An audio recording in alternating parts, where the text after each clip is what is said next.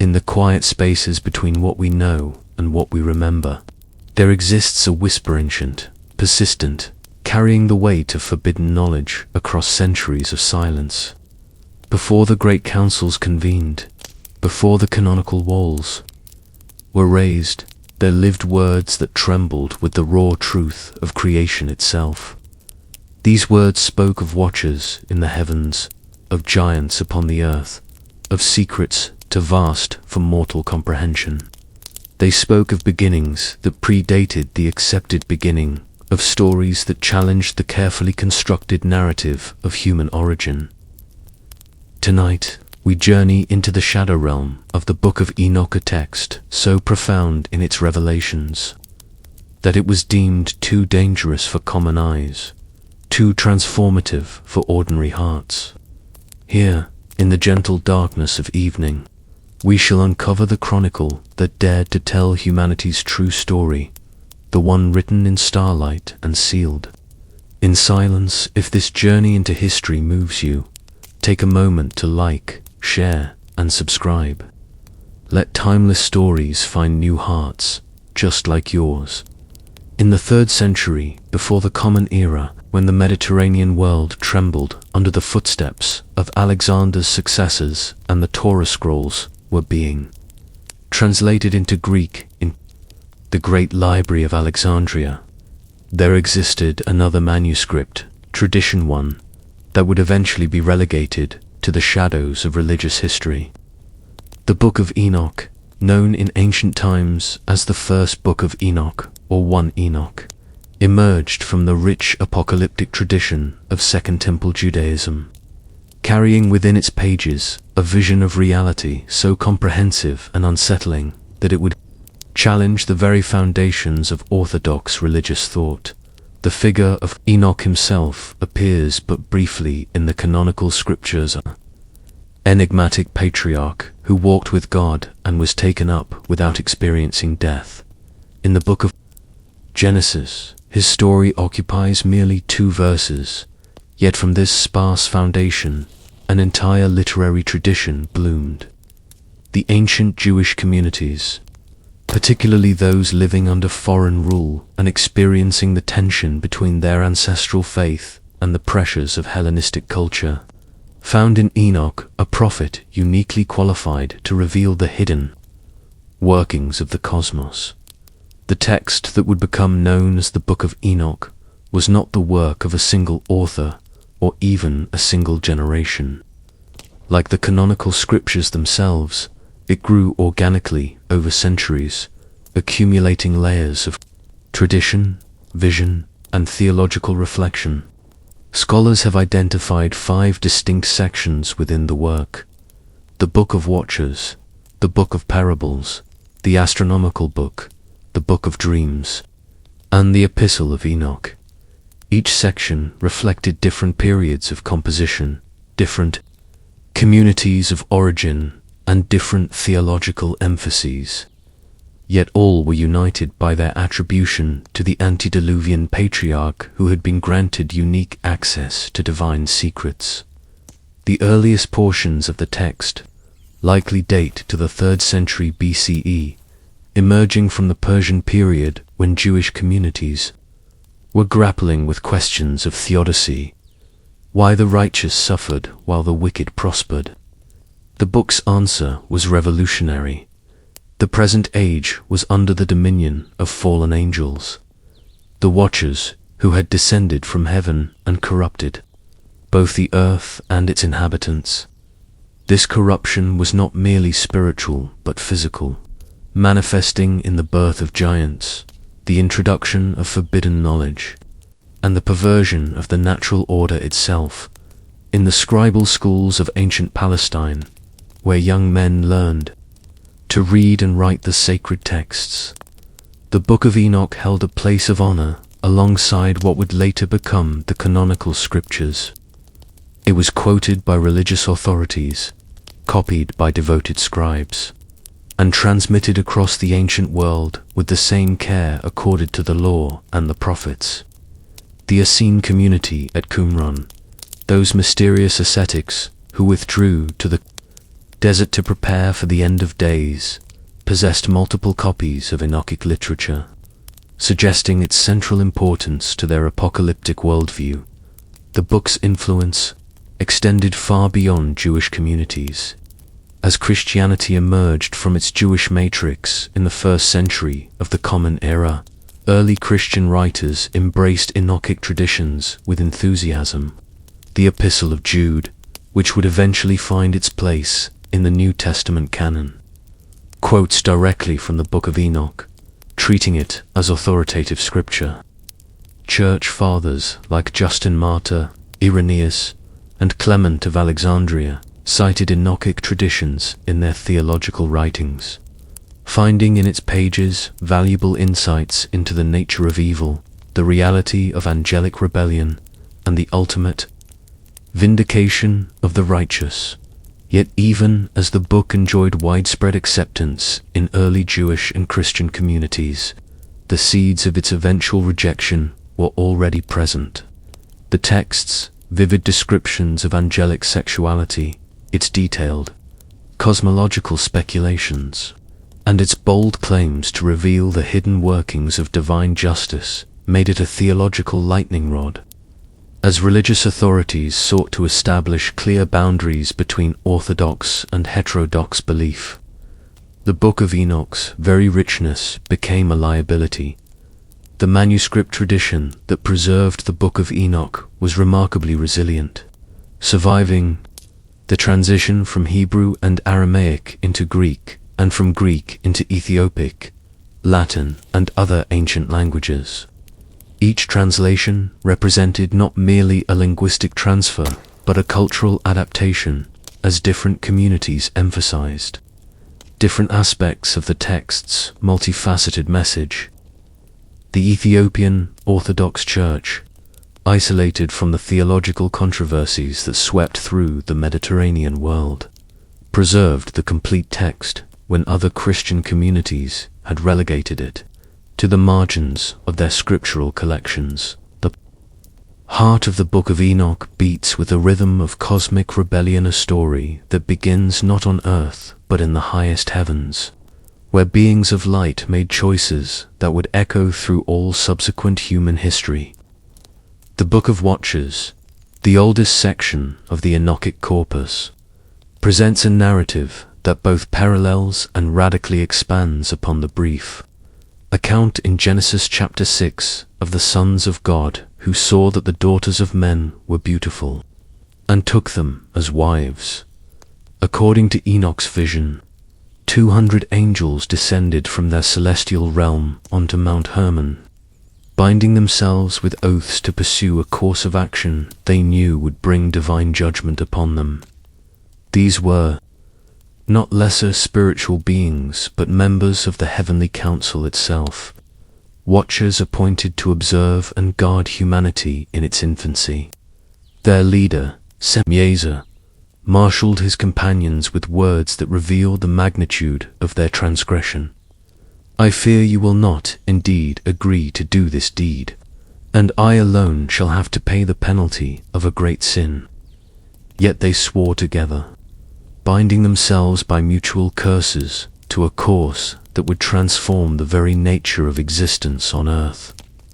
The angels' descent was not motivated by mere lust, but by a complex web of desires that reflected their unique position as beings who stood between the divine and human realms.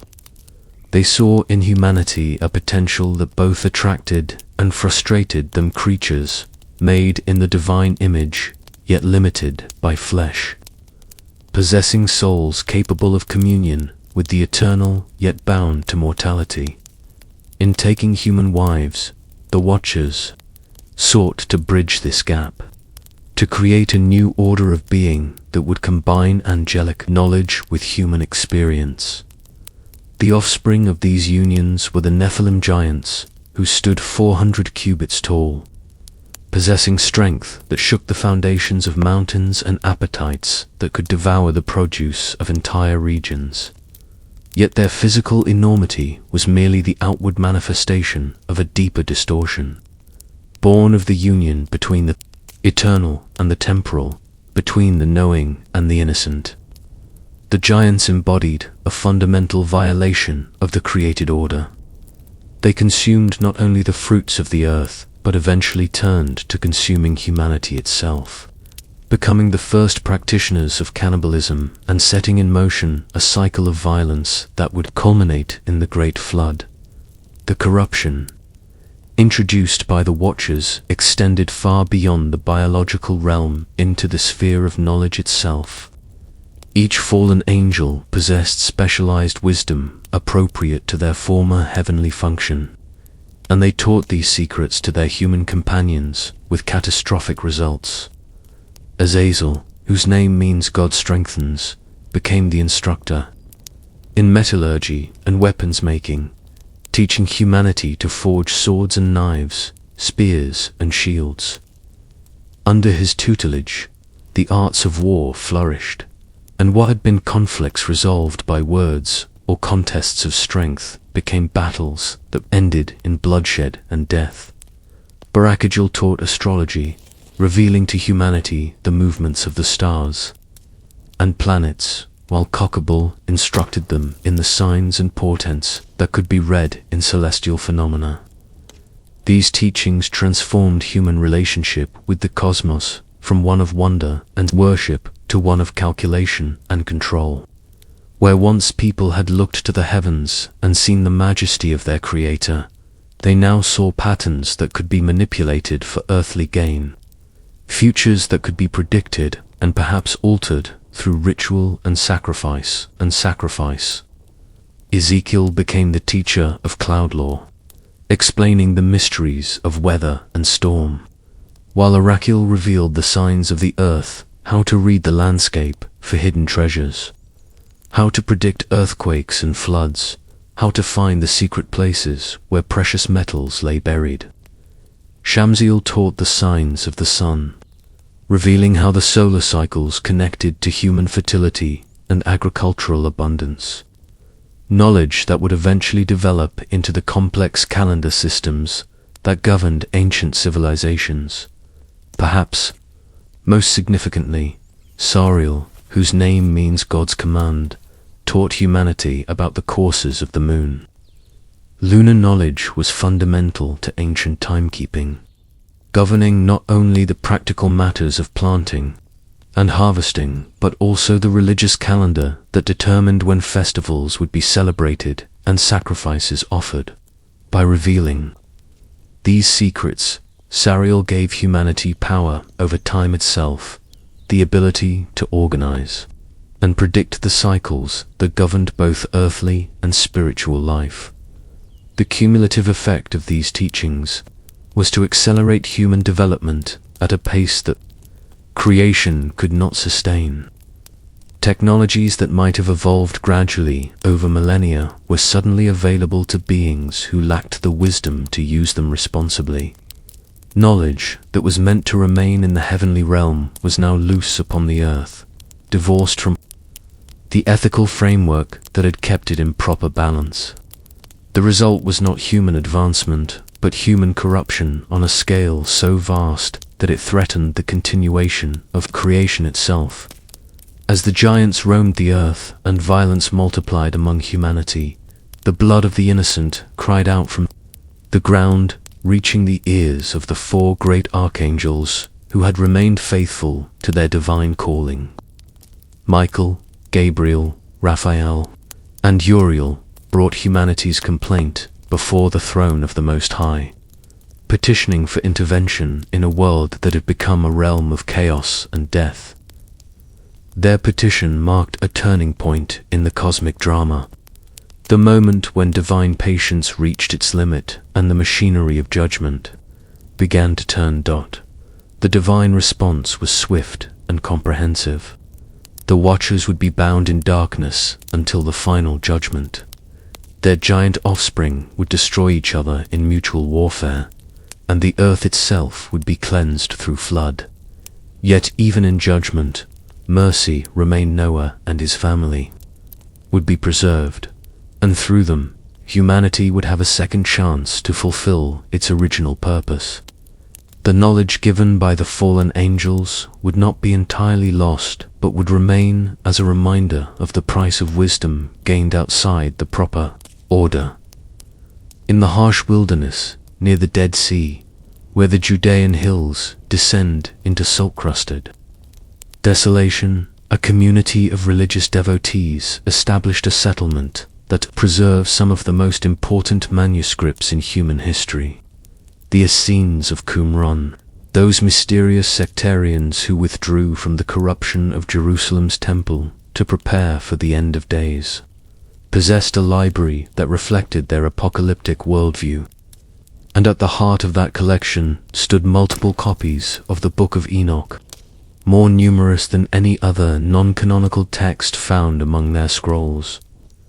The discovery of the Dead Sea Scrolls in 1947 revolutionized our understanding of ancient Judaism and early Christianity.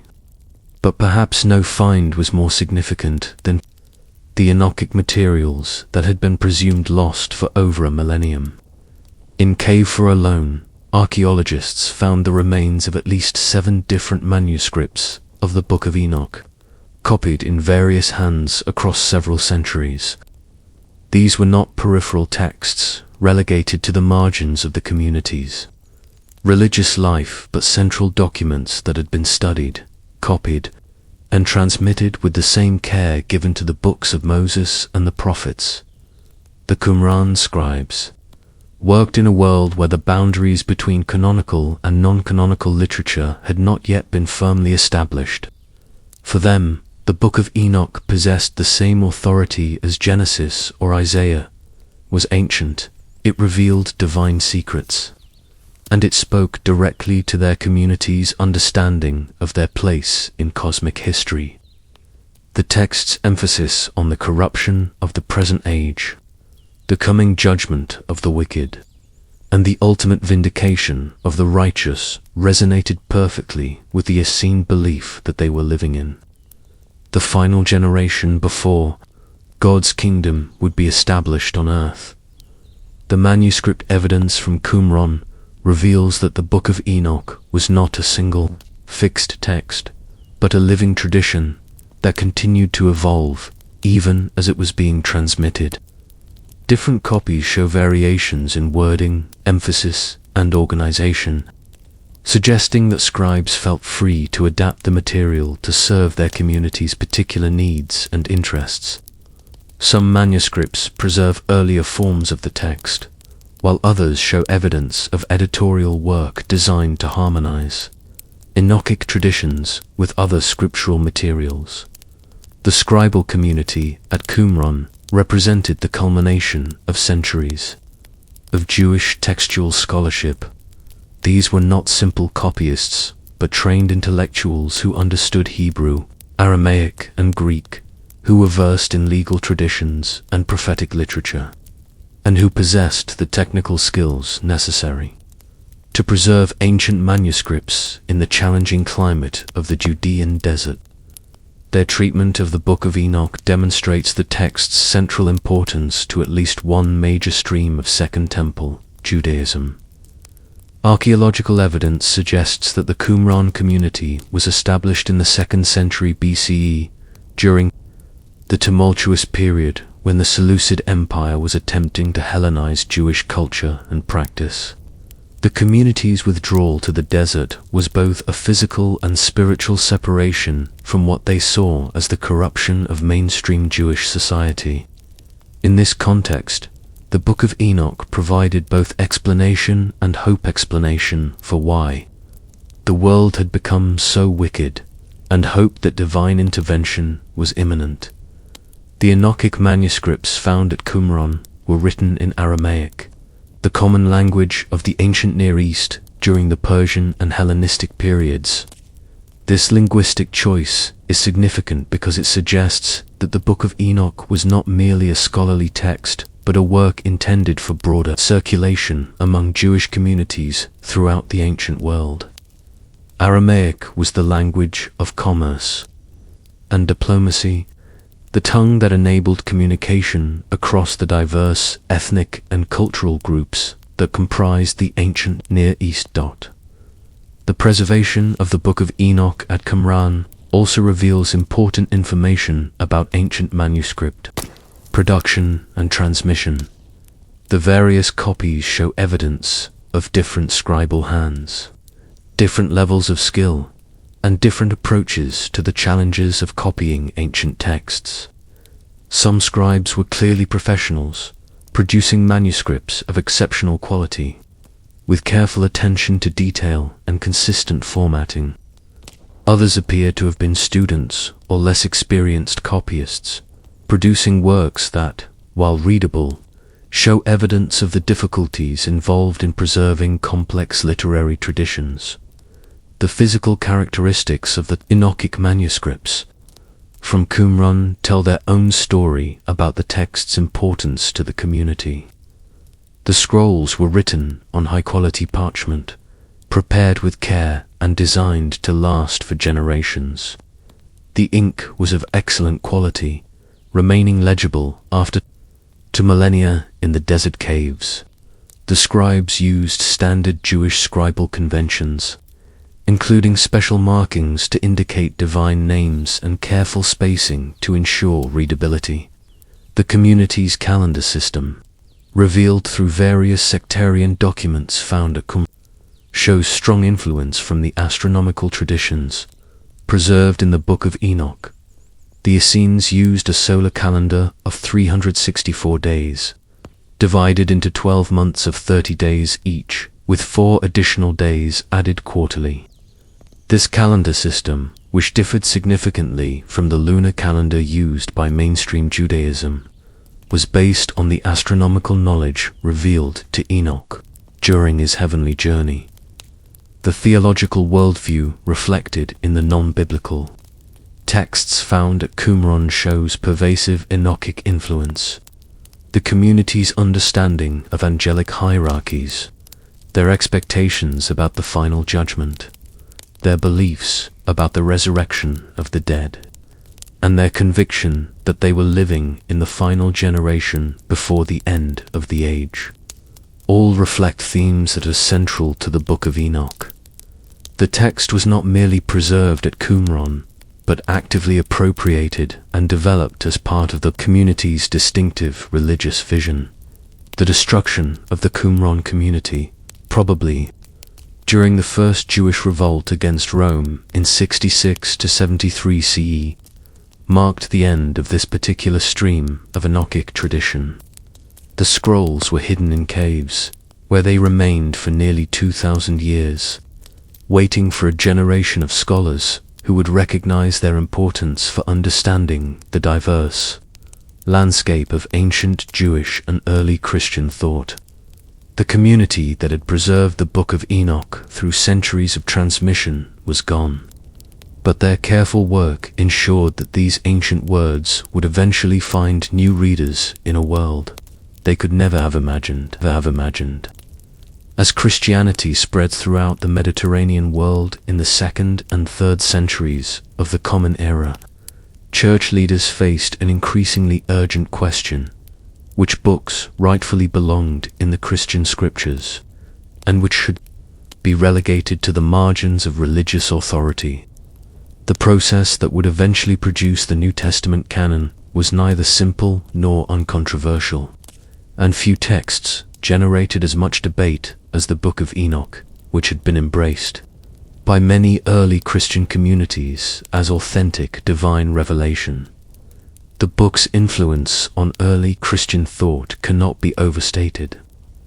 The Epistle of Jude's direct quotation from Enoch established a precedent that many found compelling. If an apostolic writer could treat Enochic material as authoritative scripture, what grounds existed for excluding it from the Christian canon? Church fathers, like Justin Martyr, found in the Book of Enoch valuable resources for understanding the origin of demons, the reality of angelic rebellion, and the nature of divine judgment. Clement of Alexandria praised the text's ancient wisdom, while Origen cited it alongside canonical scriptures in his theological works. Yet even as many Christian leaders embraced Enochic traditions, Others raised troubling questions about the text's theological implications. The book's vivid descriptions of angelic sexuality challenged prevailing beliefs about the nature of spiritual beings. Its detailed cosmological speculations seemed to compete with the simpler creation accounts found in Genesis. Most problematically, its claims to reveal hidden divine secrets appeared to diminish the uniqueness of the revelation given through Jesus Christ. The theological controversy surrounding the Book of Enoch intensified during the 3rd century as Christian intellectuals engaged more seriously with Greek philosophical traditions. Church fathers like Origen and Jerome, who were trained in classical rhetoric and philosophy, began to apply more sophisticated criteria to questions of scriptural authority. They asked not only whether a text was ancient or widely accepted, but whether it met the standards of theological coherence and literary excellence that they had learned to value in their classical education. Jerome, the great biblical scholar who would produce the Latin Vulgate translation that dominated Western Christianity for over a millennium, expressed deep skepticism about the Book of Enoch's authenticity. Writing in his commentary on the Epistle of Jude, he acknowledged that the apostolic writer had quoted from Enoch, but argued that this did not necessarily confer canonical status on the entire work. Jerome pointed out that even canonical writers sometimes quoted from non-canonical sources, including pagan poets and philosophers, without thereby endorsing everything those sources contained. The question of the Book of Enoch's authorship became central to these canonical debates. Early Christian writers had generally accepted the traditional attribution to the antediluvian patriarch, but increasingly sophisticated textual analysis revealed evidence of multiple authors writing across several centuries. The text showed familiarity with historical events that occurred long after Enoch's supposed lifetime, including references to Greek philosophical concepts and detailed knowledge of Second Temple period political developments. Augustine of Hippo, whose theological influence would shape Western Christianity for over 1,000 years, delivered what many considered the decisive critique of the Book of Enoch's canonical claims. In his City of God, Augustine argued that while the biblical Enoch had indeed been a prophet and had been taken up by God without experiencing death, this did not mean that all texts attributed to him were authentically his work. Augustine pointed out the practical impossibility of preserving pre-flood literature through the deluge, and suggested that later writers had inappropriately attached Enoch's name to their own compositions. Augustine's critique was both scholarly and pastoral. He recognized that the Book of Enoch contained material that could be confusing or misleading to ordinary Christians who lacked the theological training necessary to distinguish between orthodox and heterodox teachings. The text's elaborate angelology, its detailed descriptions of heavenly geography, and its confident predictions about future events could easily lead believers away from the simpler gospel message that Augustine believed was the heart of Christian faith. The Council of Laodicea, convened around 363 CE, represented a crucial moment in the canonical process. While the council's primary focus was on disciplinary and liturgical matters, it also addressed questions about which books should be read in Christian worship services. The council's canons established a clear distinction between canonical scriptures, which possessed divine authority, and other religious literature, which might be edifying but did not carry the same weight in matters of doctrine and practice. The Book of Enoch fell victim to this increasingly rigid canonical process. While it was not explicitly condemned as heretical, it was gradually excluded from the lists of books that could be read publicly in Christian assemblies. This liturgical exclusion effectively removed the text from the religious experience of most Christians, who encountered Scripture primarily through public worship rather than private reading. The rise of monasticism in the 4th and 5th centuries provided a different context for evaluating the Book of Enoch's place in Christian literature. Monastic communities, with their emphasis on spiritual discipline and their leisure for extended study, might have been expected to preserve interest in Enochic traditions. However, the major monastic leaders like Athanasius and John Chrysostom were influenced by the same canonical concerns that had led to the text's exclusion from public worship. Athanasius of Alexandria, in his famous Festal Letter of 367 CE, provided what many scholars consider the first definitive list of New Testament canonical books. His list included the 27 texts that continue to comprise the New Testament today, but it made no mention of the Book of Enoch or other texts that had previously enjoyed wide circulation in Christian communities. Athanasius's authority as a theological leader and his role in the Arian controversy gave his canonical judgments considerable weight throughout the Christian world. The gradual exclusion of the Book of Enoch from Christian scriptures was not accomplished through dramatic confrontations or explicit condemnations, but through the quieter process of editorial selection and liturgical practice. Scribes gradually stopped copying the text, teachers stopped citing it as authoritative, and preachers stopped drawing upon its rich imagery in their sermons. By the 5th century, the Book of Enoch had effectively disappeared from mainstream Christian consciousness in the Mediterranean world, surviving only in isolated communities that had been cut off from these canonical developments. The Ethiopian Orthodox Church, separated from the theological controversies that swept through the Roman Empire by geography and language, preserved the complete text of the Book of Enoch as part of their biblical canon. For Ethiopian Christians, the text retained its authority as authentic divine revelation, and it continued to play an important role in their liturgical and theological traditions. This preservation would prove crucial centuries later when European scholars began to search for manuscripts that could illuminate the textual traditions that had been lost in the West. The scrolls that would challenge the very foundations of religious orthodoxy. In the caves of Qumran, among the Dead Sea Scrolls discovered in 1947, fragments in Aramaic confirmed what scholars had long suspected. The Book of Enoch was not merely a medieval curiosity, but an authentic voice from antiquity, speaking truths that predated Christ by centuries. In the beginning, before the corruption that would stain the earth with violence and sorrow, there existed beings of pure light whose duty was simple yet profound, to watch over the affairs of humanity from their celestial realm. These were the Watchers, the Grigori, whose names meant those who were awake in the ancient tongue. 200 in number, they dwelt in the high places of heaven, their eyes fixed upon the children of men, who multiplied across the fertile valleys and verdant hillsides of the early world.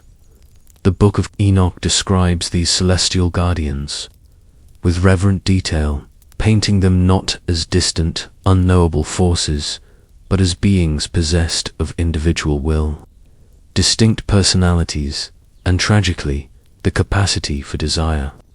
Unlike the mechanical angels of later theological refinement, the Watchers of Enoch's vision were complex entities, capable of choice, prone to curiosity, and ultimately vulnerable to the same longings that would define the human condition. Their leader was Semiezer, whose name whispered of seeing and understanding, a being of immense wisdom whose knowledge of the celestial order was matched only by his growing fascination with the world below.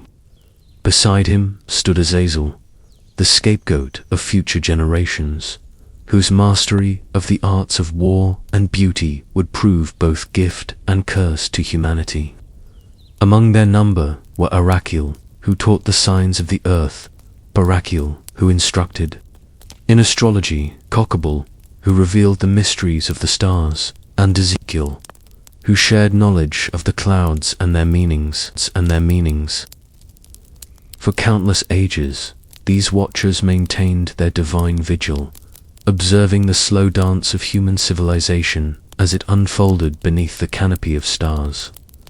They witnessed the first crude shelters become villages, saw the discovery of fire transform the rhythm of daily life, and watched as language blossomed from simple grunts into poetry that could capture the beauty of dawn or the sorrow of loss. Through seasons that stretched into centuries, they remained faithful to their appointed task, guardians of a boundary between heaven and earth that seemed as permanent as the mountains themselves. Yet boundaries, even divine ones, are permeable to the persistent pressure of longing. As the daughters of men grew in beauty and wisdom, as their laughter echoed through valleys and their songs rose with the evening smoke, the watchers found their eternal vigil complicated by emotions they had never expected to feel. The text speaks of their gradual enchantment with human life, not merely its physical pleasures, but its temporal intensity. The way mortal beings burned bright precisely because their flames were destined to flicker and fade. The transformation did not happen overnight. Like erosion working upon the most steadfast rock, desire carved slow channels through celestial resolve. Semyaza, observing the intricate patterns of human society, began to wonder what it might be like to participate rather than merely observe. He watched as families formed and grew, as communities developed their own rhythms of celebration and mourning, as individuals struggled with questions of meaning that seemed to burn more brightly than any star. In council with his fellow watchers, Semyaza voiced what many had begun to feel, but none had dared express, that their separation from humanity was not merely a matter of divine order, but of missed opportunity.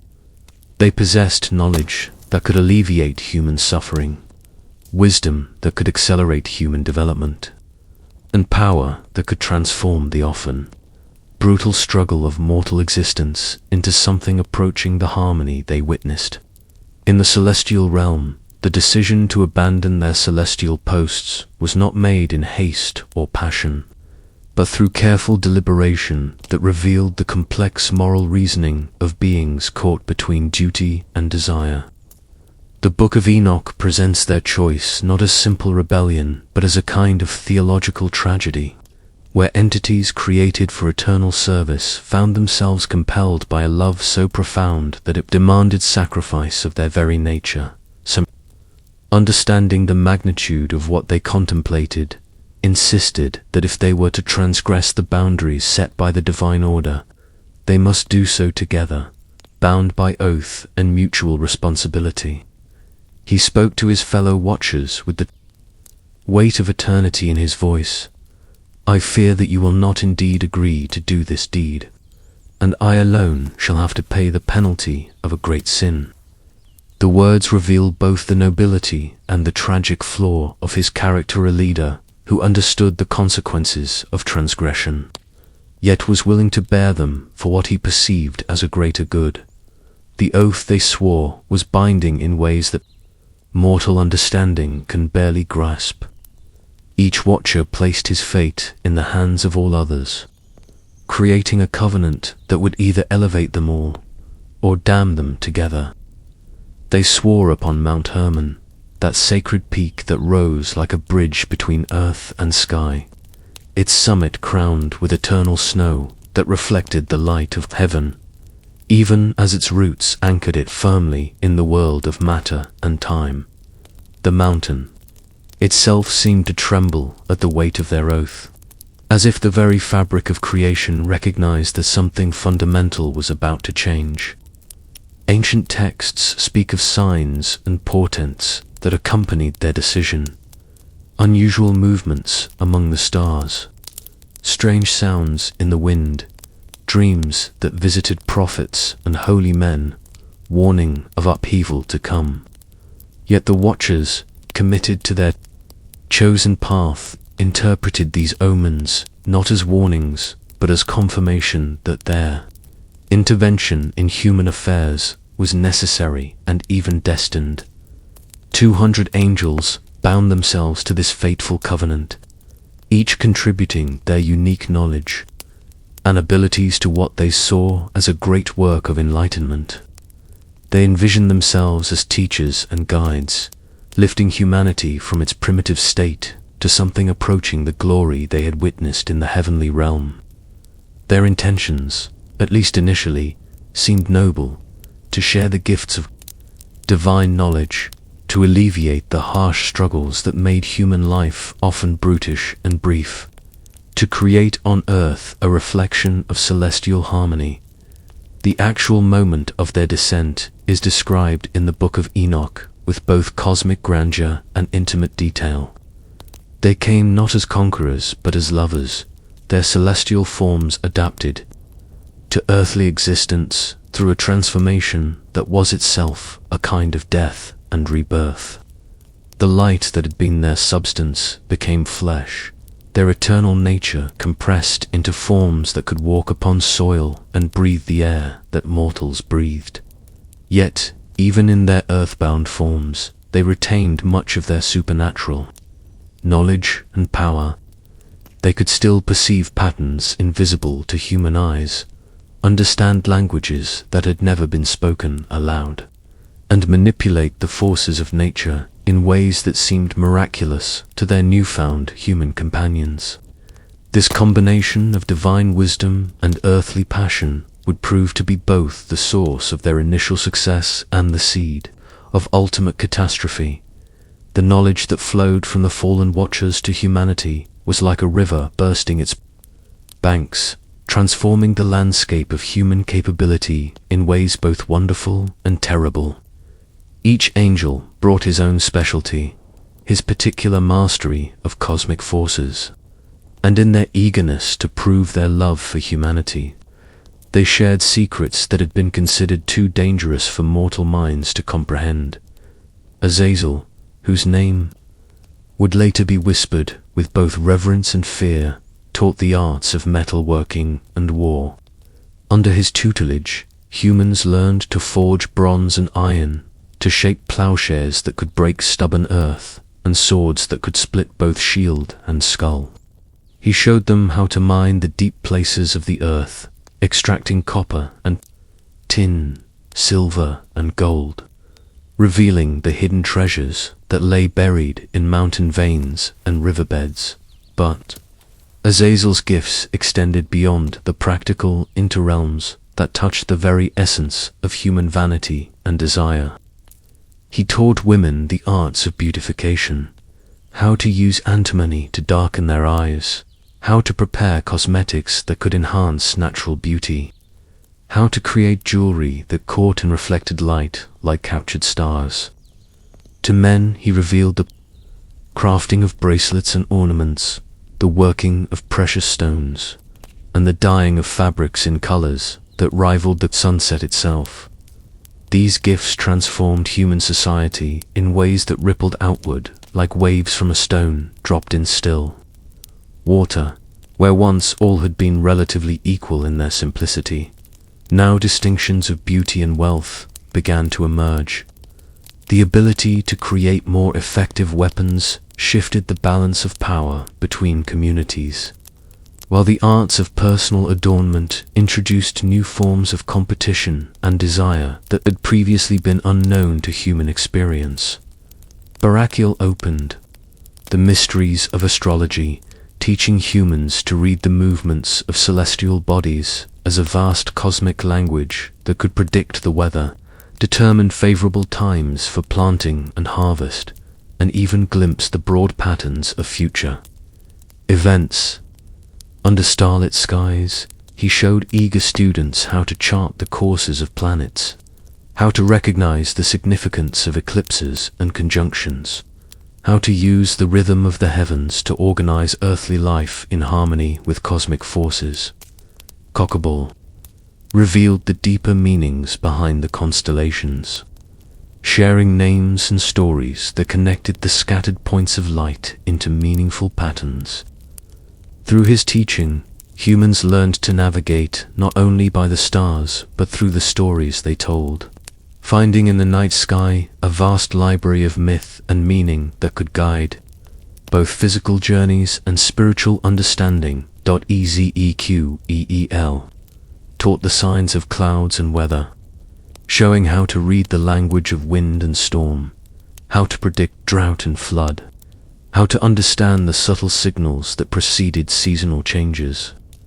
This knowledge transformed agriculture from a desperate gamble against unknown forces into a calculated partnership with natural rhythms, allowing human communities to plan ahead and prepare for what was coming.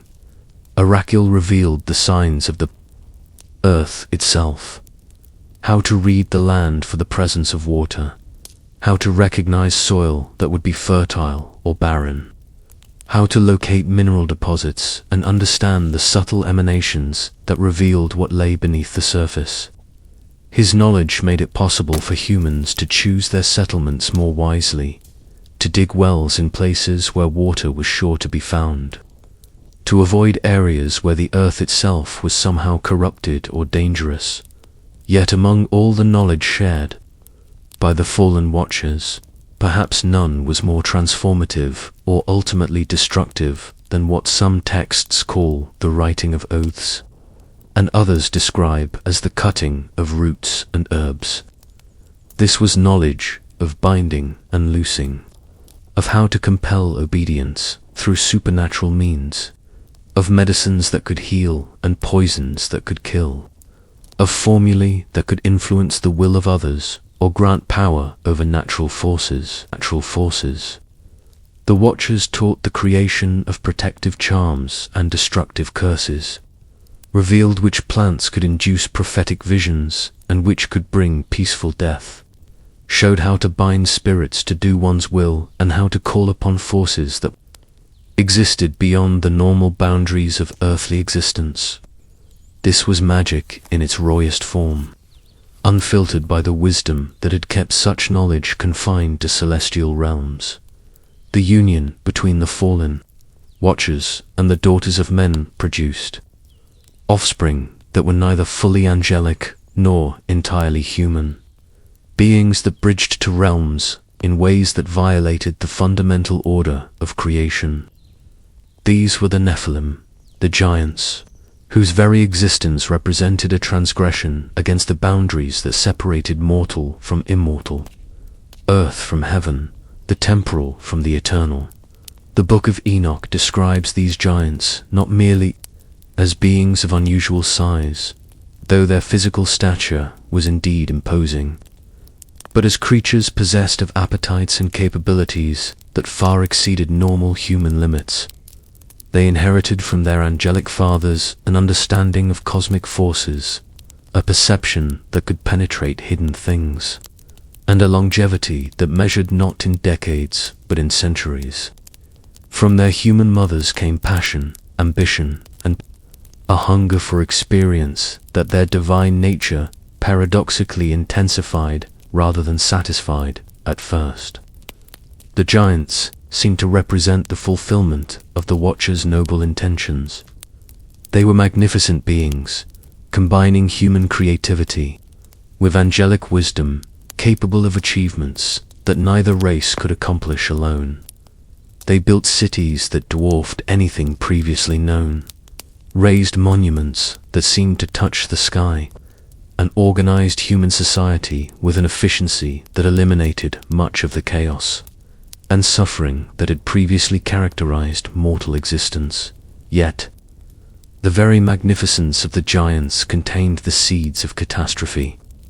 Their immense capabilities required immense resources to sustain. When normal humans might consume the produce of a small garden, the giants required the output of entire farms. Their construction projects demanded vast quantities of stone and timber, Their armies required weapons and armor on a scale that strained the capacity of entire regions to provide. As their numbers grew and their appetites expanded, the giants began to view ordinary humanity not as kindred beings deserving of protection, but as resources to be managed and consumed.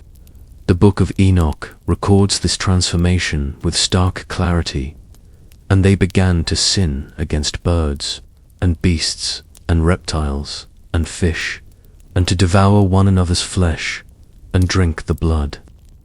What had begun as a blessing became a curse, as the giants' supernatural needs outstripped the earth's capacity to provide.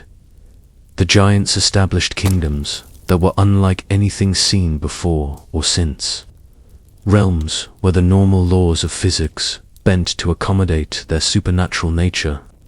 Their cities rose not merely through human engineering, but through the application of angelic knowledge that allowed them to work with stone as if it were clay, to transport massive blocks across impossible distances, to create structures that seemed to defy the very weight that should have crushed them into dust. Among the most prominent of these giant rulers was Og of Bashan, whose bed was said to measure 13.5 feet in length, and whose kingdom sprawled across territories that would later be associated with biblical accounts of the conquest of Canaan. There was Goliath of Gath, whose name would echo through millennia as the archetype of overwhelming physical power brought low by divine intervention and human courage. But beyond these famous names were countless others, giants who ruled from fortresses carved into living rock, who commanded armies of both human soldiers and creatures bred through the unnatural mixing of species, who pursued knowledge and power with an intensity that burned like fever through their extended lifespans. They became patrons of arts and sciences, driving human achievement to heights that would not be reached again for millennia. Yet their patronage came at a cost that grew heavier with each passing generation. The cultural legacy of the giants permeated every aspect of human civilization. They established mystery schools where the most promising human students could learn fragments of angelic wisdom, creating an educated class that served as intermediaries between the supernatural rulers and their mortal subjects. They sponsored great works of architecture and engineering, monuments whose construction techniques would puzzle archaeologists and engineers for thousands of years after their builders had been forgotten. Yet, even as they elevated human achievement, in some areas, the giants' influence corrupted it in others. The knowledge they shared was partial and dangerous, lacking the wisdom and restraint that had originally kept it confined to celestial realms. Humans who learned the arts of metallurgy also learned to forge weapons of unprecedented lethality. Those who mastered the mysteries of herbs and roots could heal, but they could also poison with equal facility. Most troubling of all was the giants' influence on human nature itself. Their example normalized violence as a tool of governance, established might as the primary basis for right, and introduced concepts of divine kingship that would echo through human political structures long after the giants themselves had vanished from the earth.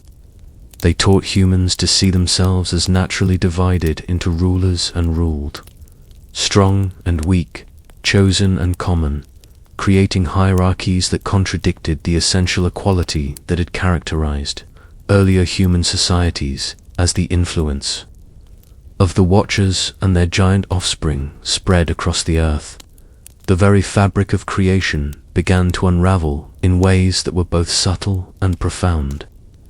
The knowledge that had been shared with such generous intentions proved to be like a virulent disease, spreading from its original recipients to contaminate every aspect of human existence, with consequences that grew more devastating with each generation. The metallurgical arts taught by Azazel transformed not only the tools available to humanity, but the very nature of human conflict.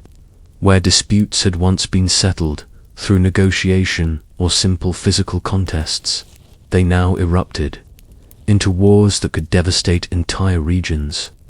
Bronze and iron weapons made killing easier and more efficient, while the organizational knowledge inherited from the giants made it possible to field armies of unprecedented size and coordination. The arts of personal beautification, seemingly innocent in themselves, introduced new forms of vanity and competition that poisoned relationships between individuals and communities. Where once natural beauty had been appreciated without envy, the artificial enhancement made possible by cosmetics and jewelry created standards that few could meet, driving some to desperate measures in pursuit of an idealized appearance that bore little relationship to human nature as originally created. More devastating still was the corruption of spiritual knowledge. The astrology and divination taught by the Watchers, intended to help humans live in harmony with cosmic rhythms, became tools for manipulation and control.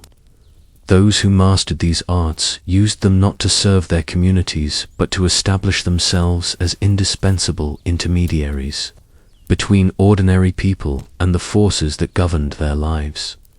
The knowledge of herbs and roots, of binding and loosing, of calling upon spirits and compelling obedience, spread like wildfire through human society, but without the wisdom and restraint that had originally governed its use. Healers became poisoners, protectors became oppressors, and those who claimed to serve the divine often served only their own ambition for power and wealth. The Book of Enoch describes this corruption in terms that echo through the centuries with prophetic clarity, and there arose much godlessness, and they committed fornication, and they were led astray, and became corrupt in all their ways. The text speaks not merely of sexual immorality, but of a fundamental corruption of purpose, a turning away from the harmony and cooperation that had characterized human society before the intervention of the fallen angels. Perhaps most tragically, the corruption extended beyond human society to encompass the natural world itself. The giants' enormous appetites and supernatural capabilities disrupted ecological balances that had maintained themselves for millennia. Species were hunted to extinction or bred into monstrous forms that violated natural boundaries.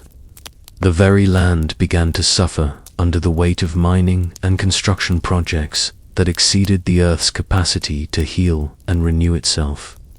The mixing of species, both plant and animal, created abominations that defied the order established. At creation, creatures emerged that were neither one thing nor another. Beings whose existence violated the fundamental categories that gave meaning and structure to the natural world.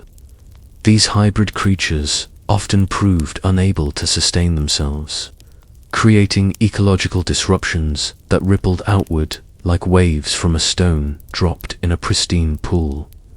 As the centuries passed and the corruption deepened, the very definition of humanity began to blur. The knowledge shared by the Watchers made it possible for humans to extend their lifespans far beyond natural limits, to enhance their physical capabilities through supernatural means, and to perceive realities normally hidden from mortal senses. Yet these enhancements came at the cost of essential human qualities: empathy, humility, the capacity for genuine love and sacrifice.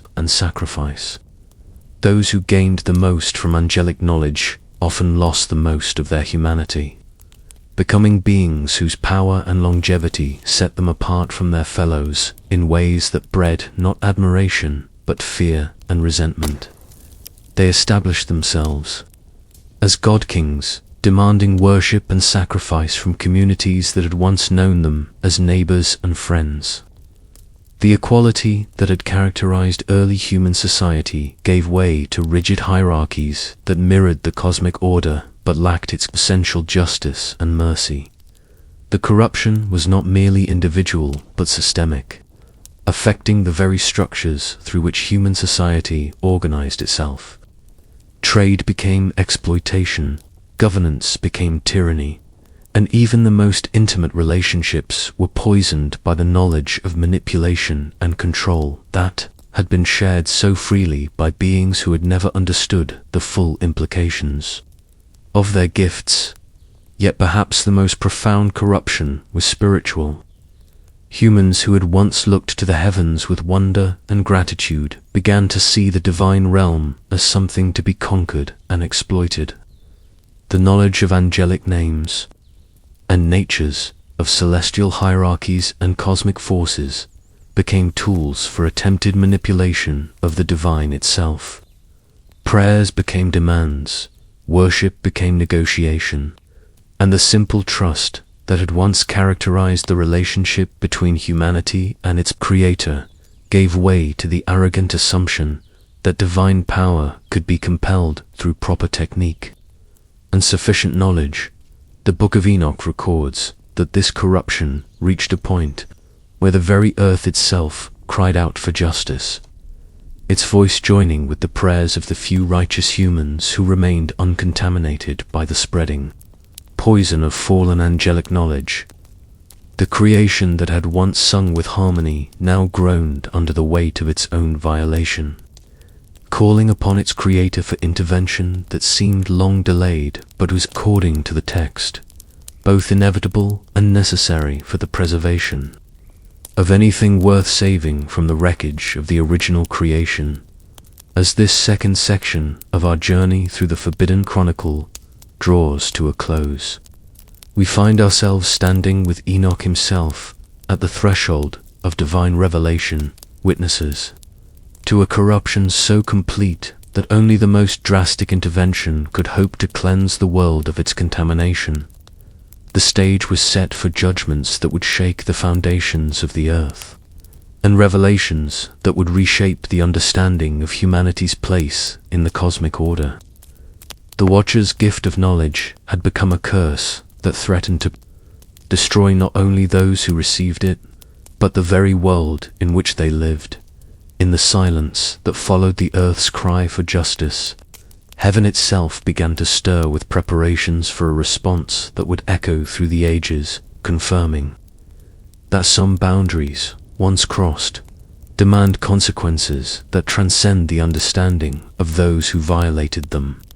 The forbidden knowledge had been shared, the corruption had spread, and now the time had come for divine judgment to restore the balance that angelic rebellion had destroyed. The angels who had sworn oaths upon Mount Hermon now found themselves bound not by sacred vows, but by chains of divine judgment that stretched across the heavens like threads of burning light. In the celestial courts, where justice moved with the slow, inexorable rhythm of cosmic law, their fate had been sealed long before the first drop of corrupted rain would fall upon the earth. Enoch, walking between worlds in his visions, witnessed the preparation of divine wrath as it gathered like storm clouds in the highest heavens. The Ancient of Days sat upon his throne of crystal fire, and from his presence emanated a light so pure that it revealed every shadow, every hidden transgression, every secret corruption that had taken root in the soil of creation. The Watchers' rebellion had not gone unnoticed, nor would it go unpunished in the earthly realm. The consequences of angelic interference had grown beyond all recognition. The Nephilim, those children of forbidden union, had multiplied across the face of the earth like a plague of giants. Their hunger knew no bounds, their violence no restraint. They consumed not only the fruits of the earth and the beasts of the field, but turned their appetites toward one another and toward humanity itself. The very foundations of creation groaned under the weight of their unnatural presence. Cities that had once echoed with the songs of craftsmen and the laughter of children now rang with the clash of weapons forged in hellish fires. The knowledge given by the fallen angels had been twisted into instruments of destruction. Swords that could cleave stone, shields that could turn aside lightning, armor that made men into walking fortresses of war. All these innovations served only to amplify the capacity for violence that already burned in corrupted hearts. Women, who had learned the arts of beauty from Azazel, used their knowledge not to celebrate the divine image within them, but to ensnare and manipulate. Cosmetics became masks that hid deceit, jewelry became chains that bound the soul to vanity, and clothing became costumes for elaborate deceptions. The simple honesty that had once characterized human relationships withered like flowers in a furnace that the earth itself began to cry out in pain. Rivers ran red with blood, not from any natural source, but from the constant warfare that raged across every continent. The soil grew tired of drinking violence and began to reject the seed planted in it. Harvests failed not from drought or disease, but from the land's revulsion at what humanity had become. Even the animals, sensing the cosmic disruption, began to flee from human settlements, retreating to the deepest forests and highest mountains. In the throne room of the Most High, where time moves like honey and space bends to accommodate infinity, the divine council convened to address the crisis that had engulfed creation. Enoch, granted the extraordinary privilege of witnessing these proceedings, found himself standing at the edge of reality itself, where the material world dissolved into pure spirit and thought became substance. The archangels gathered in a circle of burning light around the throne that defied all description. Michael, whose name means who is like God, stood with a sword of flame that could unmake galaxies with a single stroke.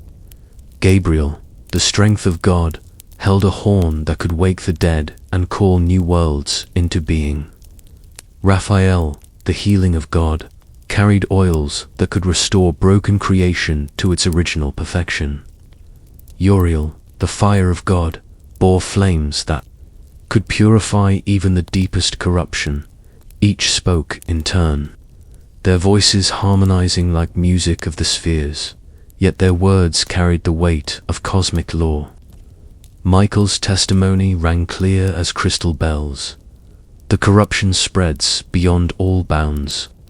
The Watchers have violated the fundamental order of creation, mixing the celestial with the terrestrial in ways that threaten the very fabric of existence. Gabriel's voice rolled like distant thunder. The knowledge they have shared was meant to unfold gradually, across eons of careful development. They have compressed millennia of learning into moments of reckless revelation, giving to infants the tools of gods without the wisdom to use them. Raphael spoke with the gentleness of morning rain, yet his words carried inexorable judgment. The healing arts they taught have been turned to poison-making. The understanding of herbs and roots serves now to create substances that cloud the mind and corrupt the spirit. What was meant to restore has become a source of deeper illness. Uriel's pronouncement blazed with righteous fire. The very elements cry out for purification. Fire seeks to burn away the corruption. Water longs to wash clean the stains. Earth desires to swallow the abominations. And air struggles to carry prayers to heaven through the smoke of endless burnt offerings to false gods. Through these proceedings, Enoch observed the perfect justice of divine law. There was no anger in the conventional sense, no passion or emotion as humans understand them. Instead, there was something far more terrible and beautiful, absolute righteousness that could not tolerate the existence of corruption, not from cruelty, but from the very nature of what it meant to be perfectly good. The decision emerged not as a sudden judgment, but as the natural consequence of actions already taken.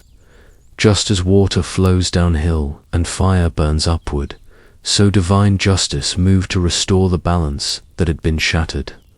The flood would come not as punishment arbitrarily imposed, but as the inevitable result of corruption meeting purity, darkness encountering light.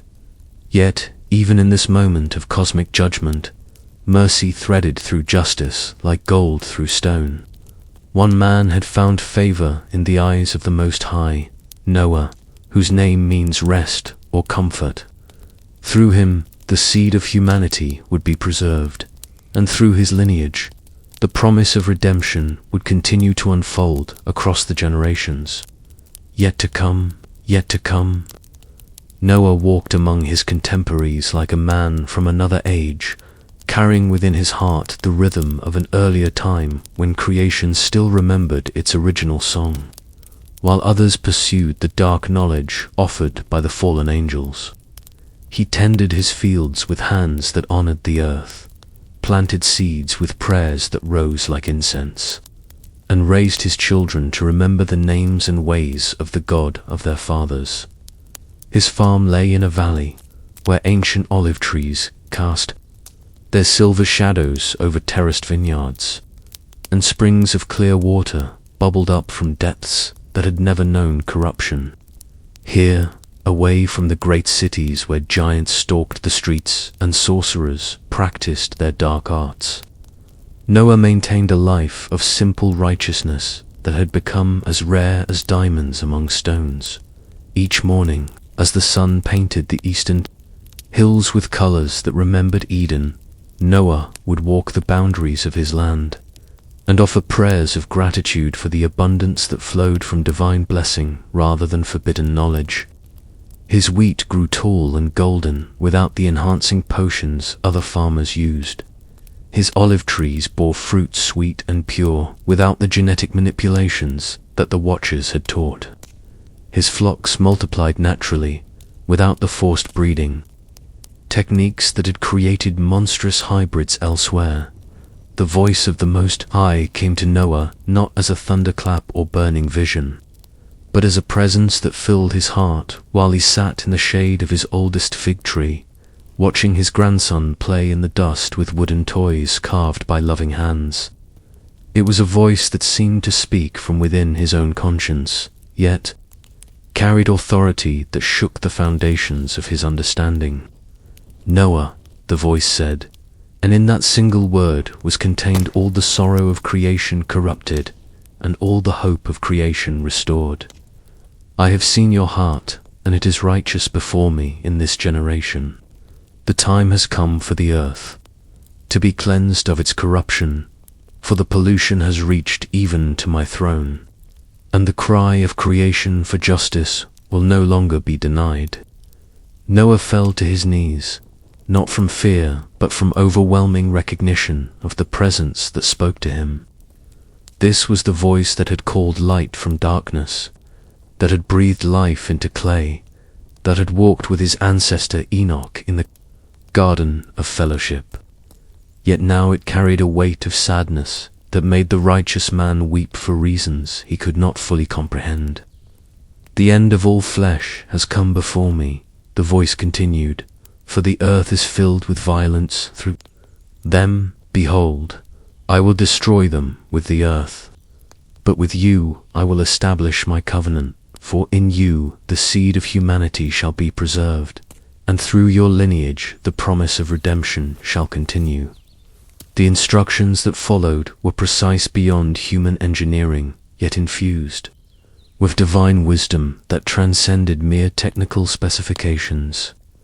The ark that Noah was commanded to build would be more than a vessel for surviving floodwaters. It would be a floating temple, a sanctuary where the uncorrupted essence of creation could be preserved through the storm of divine judgment. 300 cubits long, 50 cubits wide, 30 cubits high. These dimensions carried symbolic meaning that Noah could sense but not fully grasp. The proportions echoed the measurements of the celestial temple that Enoch had seen in his visions, creating a correspondence between earthly preservation and heavenly perfection. The 3 decks represented the 3 heavens, the chambers within, spoke of divine order maintained even in chaos, and the window that would provide light echoed the light of divine presence that would never be completely extinguished. The wood from which the ark would be constructed must be gopher wood, a material that had grown in the highlands where the corruption had not yet penetrated. Trees whose rings recorded centuries of faithful response to divine law, rather than twisted growth under fallen angelic influence. Each plank would be cut with prayers, each joint sealed not only with pitch, but with the intention of preserving what God deemed worthy of preservation. As Noah received these instructions, he understood that he was being called to participate in an act of cosmic significance. He would become the instrument through which divine mercy would operate in the midst of divine justice, the means by which the thread of blessing would continue through the loom of judgment. The weight of this calling settled upon his shoulders, like a mantle woven from starlight and sorrow. For decades, the sound of hammers and saws echoed across Noah's valley as the great ark took shape under hands, guided by divine instruction and human faithfulness. Each morning brought Noah and his sons to their work with a dedication that never wavered. Despite the mockery that drifted down from the surrounding hills where other men watched their labor with amusement and contempt, the construction proceeded, according to rhythms that honored both divine command and natural law. Trees were felled only after careful consideration of their fitness for the task, and each was cut at the optimal moment when the sap ran clear and the wood grain showed the strongest patterns. The lumber was seasoned not merely by time, but by prayers spoken over each piece as it dried in the highland air, infusing the very fibers with intentions of preservation and protection. Shem, Ham, and Japheth worked alongside their father with the understanding that they were building more than a ship. They were constructing a bridge between 2 worlds, a vessel that would carry the best of what had been into whatever would come after the cleansing. Each possessed skills that complemented the others. Shem's hands shaped the delicate interior work with precision born of patience. Ham's strength drove the great beams into place with force tempered by wisdom, and Japheth's eye for proportion ensured that every line and curve followed the divine blueprint exactly. The women of Noah's household, his wife and his daughters-in-law, prepared in their own ways for the journey ahead. They gathered seeds from every plant that bore wholesome fruit, carefully preserved in containers sealed against moisture and time.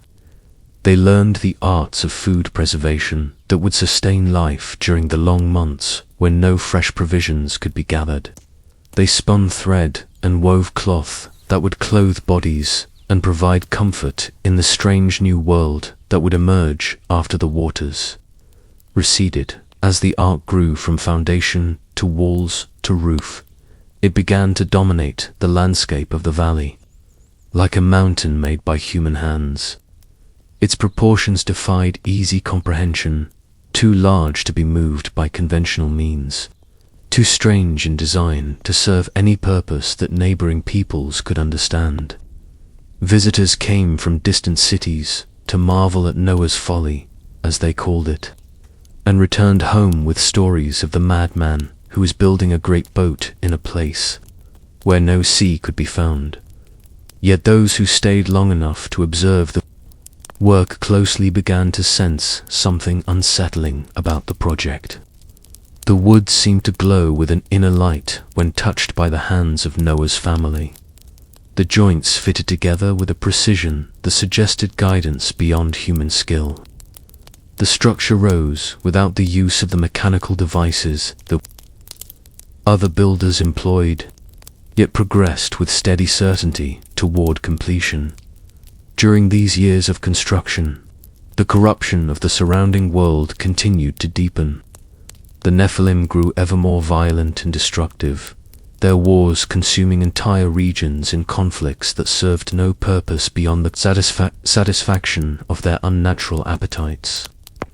Cities were built and destroyed in cycles of increasingly rapid succession, as if the earth itself could no longer support permanent settlement by creatures whose very existence violated the order of creation.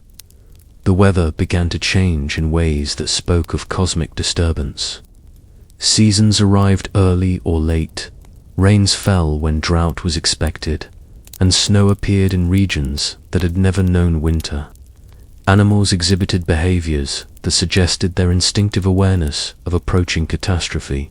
Birds flew in patterns that formed no recognizable formations. Fish swam upstream in rivers that led nowhere. And domesticated creatures showed signs of anxiety that could not be calmed by human presence. Through all these signs of approaching judgment, Noah continued his work with the steadiness of a man who had anchored his hope not in the stability of present circumstances but in the faithfulness of divine promise. Each plank placed, each beam secured, each chamber completed brought him closer to the fulfillment of his calling and the preservation of the covenant that would bridge the gap between this corrupted world and the cleansed earth that would emerge. From the waters of judgment, the interior of the ark took shape as a carefully planned ecosystem, with spaces designated not merely for survival, but for the continuation of life in all its divinely intended forms. Storage areas for food were balanced, with living quarters designed for comfort during the long journey. Windows were positioned to provide light and air without compromising the vessel's integrity during the storms that would surely come. Every detail reflected the marriage of practical necessity with prophetic understanding of what lay ahead. When the ark stood complete, a monument to faithfulness in a world grown strange, the time came for the gathering that would fulfill the deeper purpose of Noah's obedience. The command to bring 2 of every kind and 7 pairs of the clean animals seemed simple in its stating, but proved profound in its execution. For it required Noah to become a shepherd, not merely of domestic creatures, but of all life that bore the mark of divine creation. They came from every direction, drawn by an instinct that transcended their natural behaviors and fears. Lions walked peacefully beside lambs, their predatory instincts held in abeyance by a force that spoke to something deeper than hunger. Eagles soared down from mountain peaks to settle calmly near ground-dwelling creatures that would normally flee at the shadow of their wings. Bears emerged from forest caves to lumber slowly across plains they had never crossed, guided by an inner compass that pointed toward preservation rather than territory. The procession of creatures approaching Noah's Valley created a sight that would have been impossible under normal circumstances.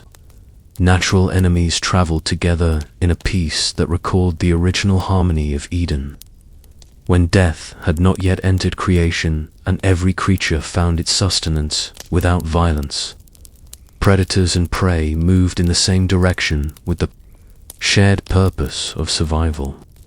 Their usual relationships suspended by divine intervention. Noah watched this gathering with wonder that deepened into reverence as he recognized the miraculous nature of what he witnessed. These animals came not because he had called them, but because the same voice that had commanded him to build the ark had spoken to them in their own languages of instinct and impulse. They arrived in precisely the numbers commanded, no more and no fewer, as if an invisible hand had counted and guided each pair to their appointed destiny. The loading of the ark required organization that went beyond human planning. Each species seemed to know its designated place within the vessel, moving to chambers that had been prepared as if by their own specifications. The larger animals settled into spaces that accommodated their size without wasted room, while smaller creatures found niches and compartments that provided both security and access to the provisions they would need during the journey. Ahead, birds filled the upper levels of the ark with songs that had never been heard in combination before. Eagles' cries harmonizing with nightingales' melodies, hawks' screams blending with doves' coos to create a symphony of preserved life. Their wings, folded in rest, represented every style of flight that graced the heavens, from the soaring majesty of great raptors to the delicate hovering of hummingbirds that seemed too fragile to survive any storm, yet carried within their tiny hearts the same divine spark that animated the mightiest creatures. Insects came in numbers that defied counting, yet somehow found accommodation within the ark's chambers without overwhelming the larger inhabitants. Bees brought with them the essence of flowers in the honey they carried. Butterflies folded wings that held the colors of every sunrise, and beetles demonstrated the incredible diversity of forms that divine creativity had devised for the smallest of Earth's inhabitants. The fish presented a different challenge and received a different solution. Noah understood that the waters of the flood would provide their refuge, and his responsibility lay in ensuring that the aquatic ecosystems would survive the turbulence of the great deluge.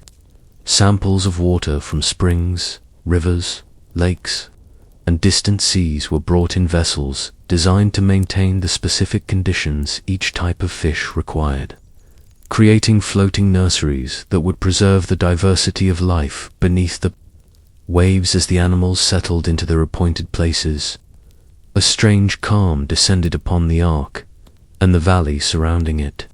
The natural sounds of the countryside, wind through trees, running water, birdsong continued, but seemed muffled, as if creation itself was holding its breath in anticipation of what was to come. The corruption that had spread across the earth seemed unable to penetrate the space that divine protection had made sacred, creating an island of original peace in a world grown chaotic. Noah's family made their own preparations for departure from the only world they had known. They carried with them not only the necessities for survival, but also the memories and knowledge that would be needed to rebuild civilization on foundations more solid than those that were about to be washed away. Seeds and cuttings, tools and techniques, stories and songs, all the elements of human culture that could be preserved were gathered with the same care given to the preservation of animal life. The last evening before the flood began, Noah stood on the deck of the completed ark and looked out over his valley one final time. The olive trees still cast their silver shadows, the springs still bubbled with clear water, and the terraced vineyards still held the promise of future harvests. Yet he understood that all of this, beautiful and beloved as it was, would soon lie beneath waters that would cover even the highest mountains, and only what was preserved within the ark would survive to see the world reborn on the appointed day. When Noah had lived 600 years and had seen the corruption of the earth reach its fullest measure, the windows of heaven opened and the fountains of the great deep were broken up, releasing waters that had been held in reserve since the foundation of the world for this moment of cosmic cleansing. The rain that began to fall was unlike any rain that had ever blessed or threatened the earth. It fell with the authority of divine judgment and the weight of absolute necessity. The first drops struck the earth with sounds like sighs, as if creation itself was finally exhaling the breath that it held while watching its corruption spread. Within hours, those gentle beginnings swelled into torrents that fell from skies turned black as mourning cloth, each drop carrying within it the accumulated sorrow of a world that had chosen rebellion over righteousness, violence over peace, corruption over the sacred order that had been its birthright. From his position within the ark, Noah watched through the window that provided their only view of the world being transformed around them. The familiar landmarks of his valley disappeared first. The stream that had watered his fields became an indistinguishable part of a rising lake. The olive trees that had shaded his meditations vanished beneath waters that reflected no light. And the hills where he had walked in communion with his Creator became islands that shrank hour by hour until they too were swallowed by the advancing flood. The waters rose with a consistency that spoke of divine calculation rather than natural catastrophe. Rivers overflowed their banks, not gradually but suddenly, as if dams built by invisible hands had been simultaneously released. Springs that had bubbled gently for centuries became geysers that shot towers of water high into the air before falling back to join the universal inundation. The very bedrock seemed to weep water from sources that had never been tapped by human wells or touched by mortal understanding.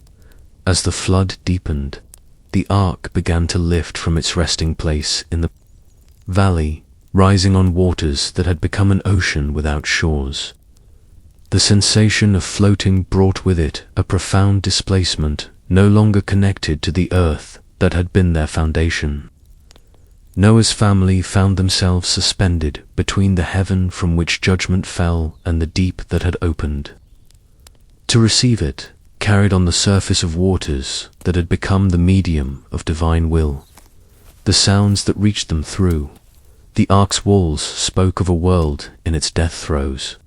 Cities built by human ambition and angelic knowledge crumbled, as their foundations were undermined by waters that acknowledged no authority but the divine command to cleanse. The great towers that had pierced the sky in defiance of heaven's sovereignty toppled with crashes that echoed across the waters like thunder, their stones becoming anchors that pulled the pride of nations into the depths.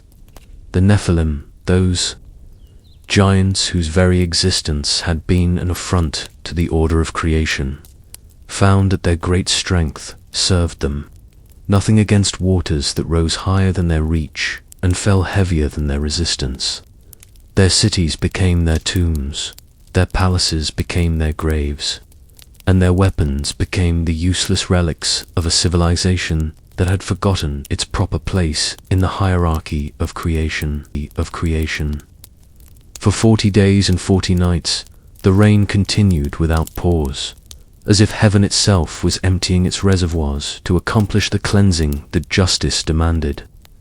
Each day brought waters that reached new heights, covering not only the habitations of humans, but the mountains where eagles nested, the peaks where snow never melted, and finally even the highest summits where the thin air seemed to touch the realm of spirits. Within the ark, life continued according to rhythms that defied the chaos surrounding them. The animals maintained the peaceful coexistence that had marked their entry into the vessel, as if the divine protection that preserved them from the flood also preserved them from their own natural conflicts. Lions lay down with lambs, not in some mystical transformation of their natures, but in recognition that survival required cooperation and that the normal laws of predation had been suspended for the duration of their shared journey. Noah and his family established routines of care and maintenance that gave structure to days that might otherwise have been consumed by the overwhelming awareness of being the sole survivors of a world-ending catastrophe. They fed the animals with supplies that somehow proved sufficient despite the vast numbers they supported. They cleaned the living spaces with water that was somehow always available despite being surrounded by the very element that had destroyed the earth. They maintained the ark's integrity through labors that were blessed with success beyond their natural ability to provide, as the waters reached their highest level, covering every mountain and hill, until the earth resembled the primordial ocean from which it had first emerged at the word of divine command. The ark floated in perfect stability despite the immensities of water that surrounded it. It rode the waves like a leaf on a pond, yet with the security of a vessel designed by divine wisdom to withstand not merely storms, but the dissolution of the world itself. In the depth of the flood, when the earth lay completely hidden beneath, waters that stretched from horizon to horizon without interruption, Noah understood that he was witnessing not merely destruction but recreation. The flood was returning creation to its original state of formless potential, from which a new world would emerge as the waters receded, cleansed of the corruption that had made the first judgment necessary. When the rain finally ceased and the fountains of the deep were closed, a silence descended upon the world that was deeper than any quiet that had ever blessed the earth in the days of its innocence. It was not merely the absence of sound, but the presence of a peace so profound that it seemed to echo with the original word that had spoken light into darkness and order into chaos. The ark floated on waters that stretched beyond every horizon, carrying within its wooden walls the only remnant of life in a world that had been returned to the primordial deep. This silence spoke to Noah's heart in languages that had no words, telling him stories of judgment completed and mercy preserved, of justice satisfied and covenant maintained. The waters that surrounded them on every side had become both grave and womb. Grave for the world that had chosen corruption, womb for the world that would be born from the seeds of righteousness they carried within their floating sanctuary. The daily routines within the ark took on a timeless quality, as if they had entered a space between worlds where the normal progression of days and seasons had been suspended. Noah walked among the animals with the reverence of a priest tending a living temple, understanding that each creature represented not merely its own species, but the divine intention to fill the earth with life that celebrated rather than corrupted. The order of creation, his sons learnt lessons during these months, on the waters that no teacher in the old world could have provided. They saw firsthand how life could exist in harmony when guided by wisdom rather than abandoned to desire, how different natures could coexist when united by common purpose, how abundance could be maintained when consumption was governed by need, rather than driven by greed. The women of Noah's household became the keepers of futures they could barely imagine, nurturing seeds that would plant gardens in soil that had never known cultivation, preserving recipes for foods that would nourish children yet unborn, maintaining arts and crafts that would beautify homes in cities that existed only in the mind of the Creator. Their work in the confined spaces of the ark was preparing for expansions they could not yet envision. As months passed on the endless waters, the ark itself became a world complete in itself, its 3 levels representing earth, heaven, and the realm between where spirits dwelt. The lowest level housed the larger animals and stored the provisions that sustained all life within the vessel. The middle level provided living quarters for Noah's family and spaces for the multitude of smaller creatures that required special care. The upper level, illuminated by the window that had been commanded by divine instruction, became a place of prayer and contemplation when Noah could commune with the voice that had called him to this extraordinary mission. Through that window, Noah watched the subtle changes that marked the slow transformation of the world outside their wooden sanctuary. The waters, which had initially churned with the violence of judgment, gradually stilled into a mirror that reflected heaven more clearly than earth ever had in its corrupted state. Stars appeared in the darkness of night with a brilliance that had been obscured by the smoke and pollution of fallen civilization, and the moon traced its path across waters that had become a silver road leading toward horizons that promised new beginnings. The wind that began to move across the face of the waters carried with it memories of the first breath that had moved over the primordial ocean at the beginning of creation. It was not merely air in motion, but the Spirit of the Most High beginning the work of recreation, stirring the waters toward their appointed boundaries and preparing the earth for its emergence from the depths that had covered it. As this wind grew stronger, the ark began to move with more purpose than the random drifting that had characterized its early months on the flood. It traveled in directions that seemed chosen by the same wisdom that had guided the animals to their places within its chambers, carried by currents that flowed according to divine intention rather than natural forces alone. The first sign of the water's recession came not through sight, but through scent, a fragrance that drifted on the wind from some distant place where earth had begun to emerge from its covering of judgment. It was the smell of clean earth, washed free of every corruption, innocent as the soil of Eden before the first footprint had marked its surface. This scent reached Noah's nostrils like the first breath of a new world being born. Soon after, the motion of the ark changed from the free floating of deep waters to the more restricted movement of a vessel. Approaching shallow areas, the great ship began to settle lower in the water as the liquid foundation of their temporary world slowly drained away through channels that had been carved by divine command. The sensation of approaching solid ground sent tremors of anticipation through every living thing within the ark, as if life itself recognized the approach of its proper dwelling place. On the day when the ark finally came to rest upon the mountains of Ararat, the impact was so gentle that it seemed more like a settling than a collision, as if the earth rose to meet them rather than their vessel striking solid ground.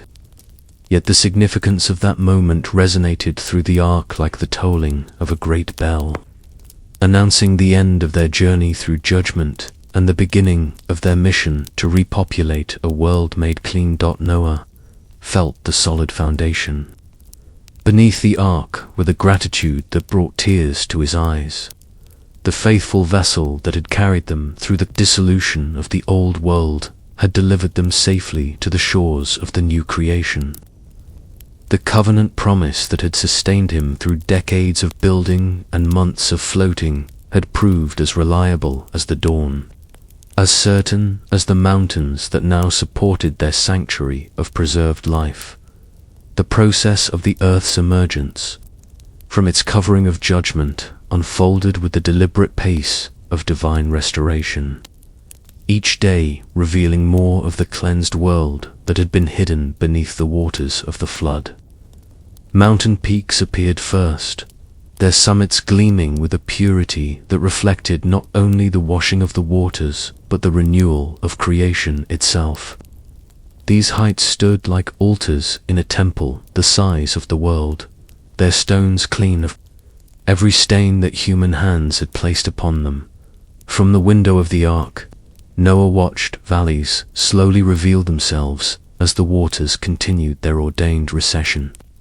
Rivers carved new channels through landscapes that bore no trace of the cities and civilizations that had once sprawled across them. The earth emerged like a newborn child, unmarked by the scars of violence and corruption that had once disfigured its surface, innocent of the pollution that had made the flood necessary.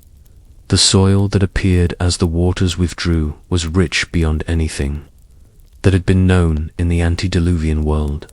Centuries of decay from the destroyed civilization had been transformed by the alchemy of judgment into nutrients that would feed the gardens and fields of the new creation.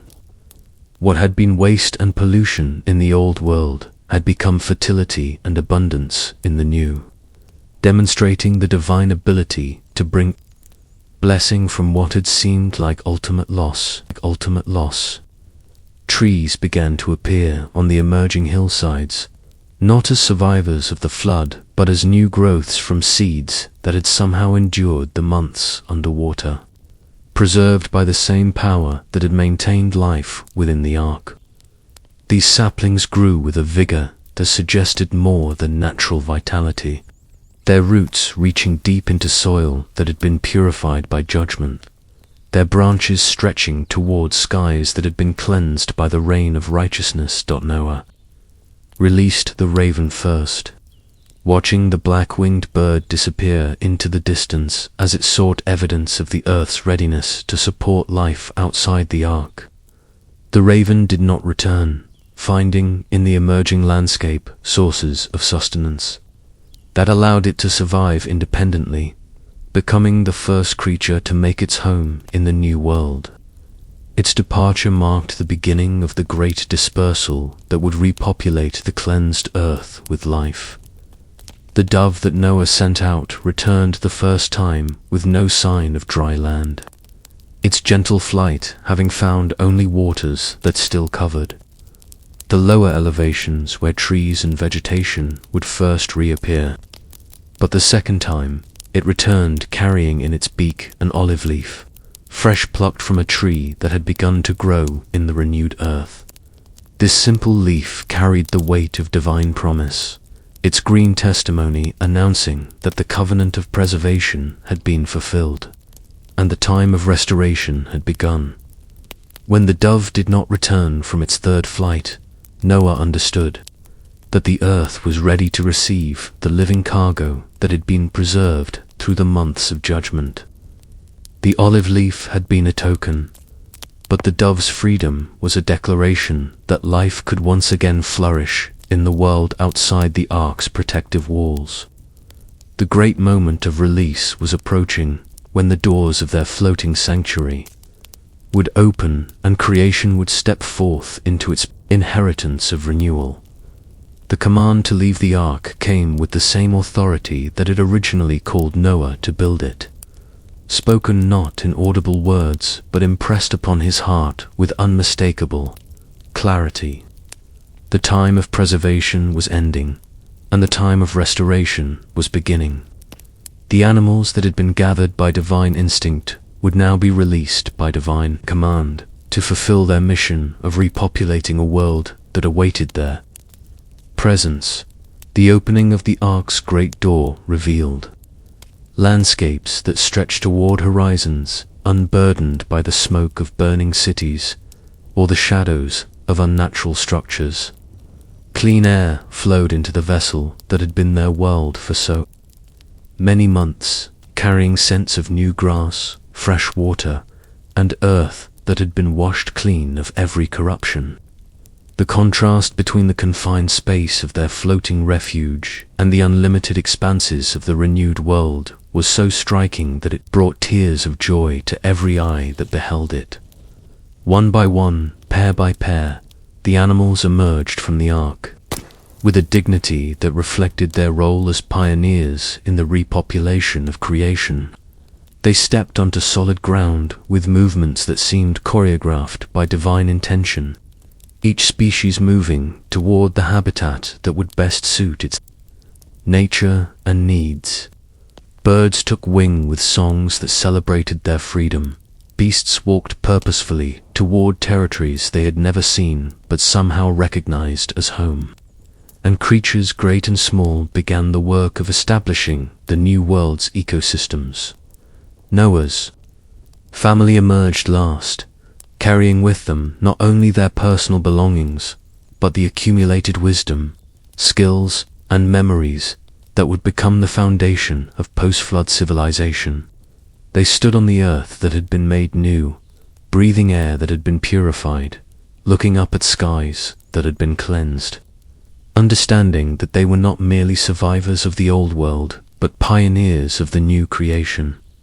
The first act Noah performed on the renewed earth was to build an altar from stones that had been washed clean by the waters of judgment. And upon this altar he offered sacrifices that ascended to heaven like prayers made visible.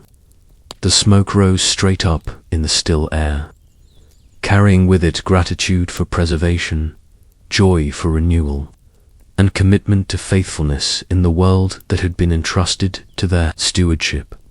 As the smoke of the sacrifice rose toward heaven, the rainbow appeared in the sky, its colors more vivid than any that had ever been seen in the corrupted atmosphere of the antediluvian world. This was not merely a natural phenomenon, but a divine sign, a covenant token that promised the earth would never again be destroyed by flood. That the cycles of seed, time and harvest, summer and winter, day and night would continue as long as the earth endured. The chronicle of divine judgment and mercy continues seamlessly into the fourth part of our journey, where we shall witness the unfolding of new covenants and the gradual revelation of humanity's ultimate destiny, as foretold in the visions of Enoch. The scrolls trembled in the hands of those who dared to read them, for within their ancient fibers lay prophecies that would shake the foundations of religious understanding for millennia to come. In the quiet chambers of Jewish scholars, in the hidden caves of desert communities, and later in the underground gatherings of early Christians, the words of Enoch continued to whisper their forbidden truths about the coming of one who would judge the world and restore righteousness to a corrupted earth. In the depths of his celestial visions, Enoch beheld something that would later cause tremors throughout the foundations of religious orthodoxy. Before the throne of the Ancient of Days, he witnessed the presentation of one whom he called the Son of Man, a figure whose very presence seemed to contain the hopes and fears of all humanity. The description that flowed from Enoch's prophetic pen would echo through centuries, finding its way into the most sacred moments of later religious revelation. And there I saw one who had a head of days, and his head was white like wool. And with him was another being whose countenance had the appearance of a man, and his face was full of graciousness, like one of the holy angels. And I asked the angel, who went with me and showed me all the hidden things concerning that Son of Man, who he was, and whence he was, and why he went with the head of days. This vision, recorded in what scholars would later call the similitudes of Enoch, presented a messianic figure unlike any previously conceived in Jewish thought. The Son of Man was not merely a human king or prophet, but a pre-existent, heavenly being who possessed divine authority to judge the living and the dead. In the quiet scriptoriums, where Jewish scribes copied these sacred texts, the implications of such a revelation must have sent ripples of both excitement and anxiety through the community of believers. The Son of Man, as revealed to Enoch, possessed qualities that transcended ordinary human leadership. He was described as the chosen one, hidden before the creation of the world, possessed of wisdom that surpassed even the greatest sages, and endowed with power to execute divine judgment upon the earth. The text painted a picture of cosmic significance, where this figure would sit upon the throne of glory and separate the righteous from the wicked with the precision of a shepherd dividing sheep from goats. What made these passages particularly striking was their departure from traditional Jewish messianic expectations. While most Jews anticipated a human descendant of David who would restore the kingdom of Israel, Enoch's Son of Man transcended earthly political concerns. He was a universal judge whose authority extended over all nations and peoples, whose reign would bring not just political restoration, but cosmic renewal. The very foundations of heaven and earth would be shaken by his presence, and a new order of righteousness would emerge from the ashes of the old world. In the vision, Enoch witnessed the Son of Man possessing the spirit of wisdom, the spirit of understanding, the spirit of might, and the spirit of those who sleep in righteousness. These spirits were not separate entities, but aspects of the divine nature that dwelt within this mysterious figure. The implications were staggering. Here was a being who combined human appearance with divine essence, who bridged the gap between heaven and earth in a way that no previous revelation had suggested possible. The early Jewish communities that preserved these texts must have grappled with the theological implications of such a revelation, How could a being be both human in appearance and divine in nature? How could someone be both the judge of humanity and its advocate? These questions would later find their way into the heated debates of early Christian theology, but in the centuries before Christ, they remained as mysteries wrapped in the poetic language of apocalyptic vision. As Enoch's visions deepened, he was granted sight of the culmination of all history, the great judgment that would bring an end to the age of corruption and usher in an era of eternal righteousness. The scenes that unfolded before his prophetic eyes were both terrible and beautiful, filled with the awesome power of divine justice and the tender mercy of divine love. In these visions, the Son of Man would play the central role as the executor of God's final will for humanity. The judgment, as revealed to Enoch, would not be a sudden catastrophe, but a carefully orchestrated divine intervention that would unfold in stages. First, all the secrets of the earth would be revealed. The hidden sins of the powerful, the forgotten, crimes of the mighty, the suppressed cries of the oppressed, all would be brought into the light of divine scrutiny. No corner of human experience would remain hidden from the penetrating gaze of the Son of Man, who possessed the ability to see not just actions but the very intentions of the heart.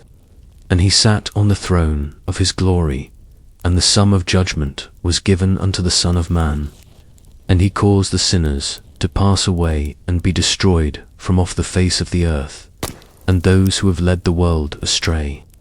With chains shall they be bound, and in their assemblage place of destruction shall they be imprisoned, and all their works vanish from the face of the earth.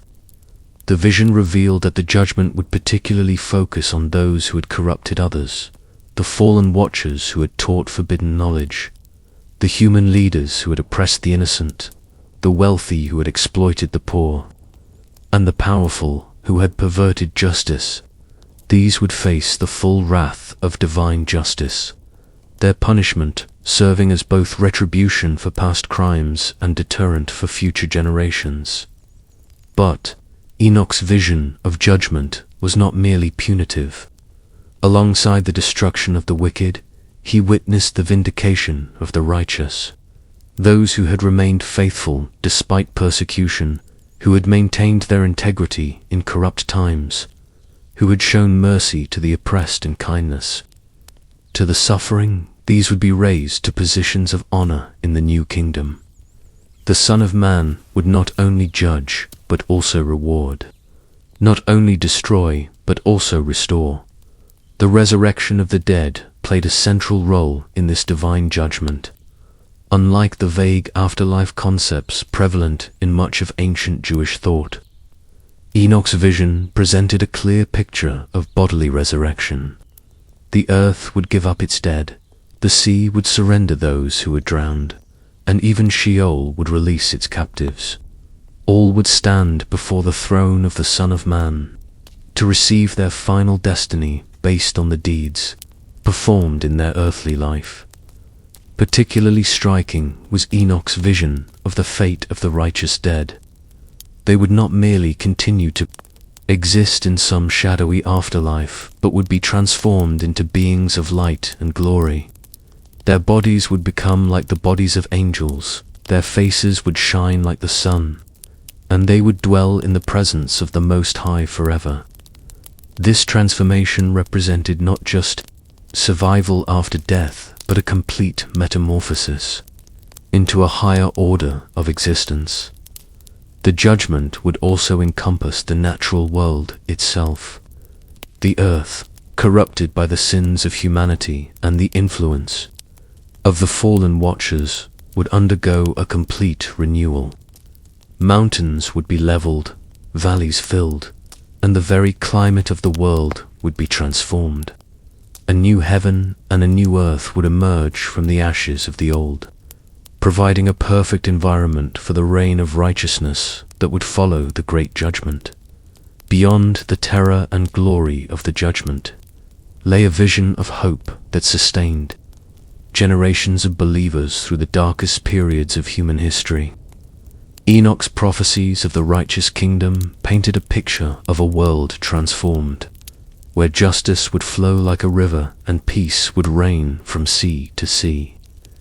In this new age, the Son of Man would rule not as a distant monarch, but as a shepherd king, who knew each of his subjects by name and cared for their individual needs. The kingdom that Enoch envisioned was characterized by the complete reversal of earthly values and conditions. Those who had been poor would become rich. Those who had been oppressed would become leaders, and those who had mourned would be comforted. But this was not merely a reversal of fortune, it was a transformation of the very nature of existence. In the righteous kingdom, poverty, oppression, and sorrow would become impossible because the conditions that create such suffering would no longer exist. Wisdom would be the currency of this new realm, where the old world had valued gold and silver, military might and political power. The kingdom of the Son of Man would treasure understanding, compassion, and righteousness. The formerly wise would become foolish if their wisdom had been tainted by selfishness, while the simple and humble would be exalted if their hearts had remained pure. Knowledge itself would be transformed, no longer a tool for domination, but a gift for service. And the righteous and elect shall be saved on that day, and they shall never again see the face of the sinners and unrighteous. And the Lord of spirits will abide over them, and with that Son of Man shall they eat and lie down and rise up for ever and ever. The relationship between the righteous and their divine King would be intimate and personal, unlike earthly rulers, who remained distant from their subjects. The Son of Man would dwell among his people, sharing their meals, participating in their celebrations, and providing comfort in their moments of need. This vision of divine accessibility would later profoundly influence early Christian understanding of the nature of God's relationship with humanity. In this transformed world, the very process of learning and growth would be revolutionized. The forbidden knowledge that had corrupted humanity would be replaced by divine wisdom that enlightened and healed. The secrets of creation would be revealed not to exploit but to worship, not to control but to serve. Science and spirituality would become one, as the righteous would understand both the physical mechanisms of the universe and the spiritual purposes behind them. The kingdom would also be characterized by the restoration of proper relationships between all created beings. Humans would live in harmony with angels, learning from their wisdom and sharing in their worship. The natural world would be healed of its corruption, with animals losing their predatory instincts and the earth producing abundant fruit without toil or struggle.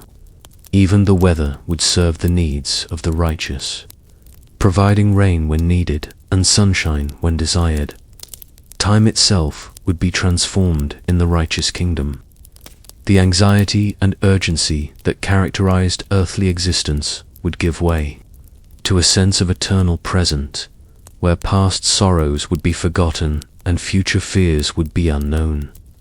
The righteous would experience each moment as perfect and complete, yet they would also grow continuously in wisdom and love throughout the endless ages of their existence. Perhaps most remarkably, Enoch's vision suggested that the righteous would participate in the governance of this new world. They would not be passive subjects, but active collaborators with the Son of Man in maintaining justice and peace. Former slaves would become judges, former outcasts would become counselors, and former victims would become advocates for others.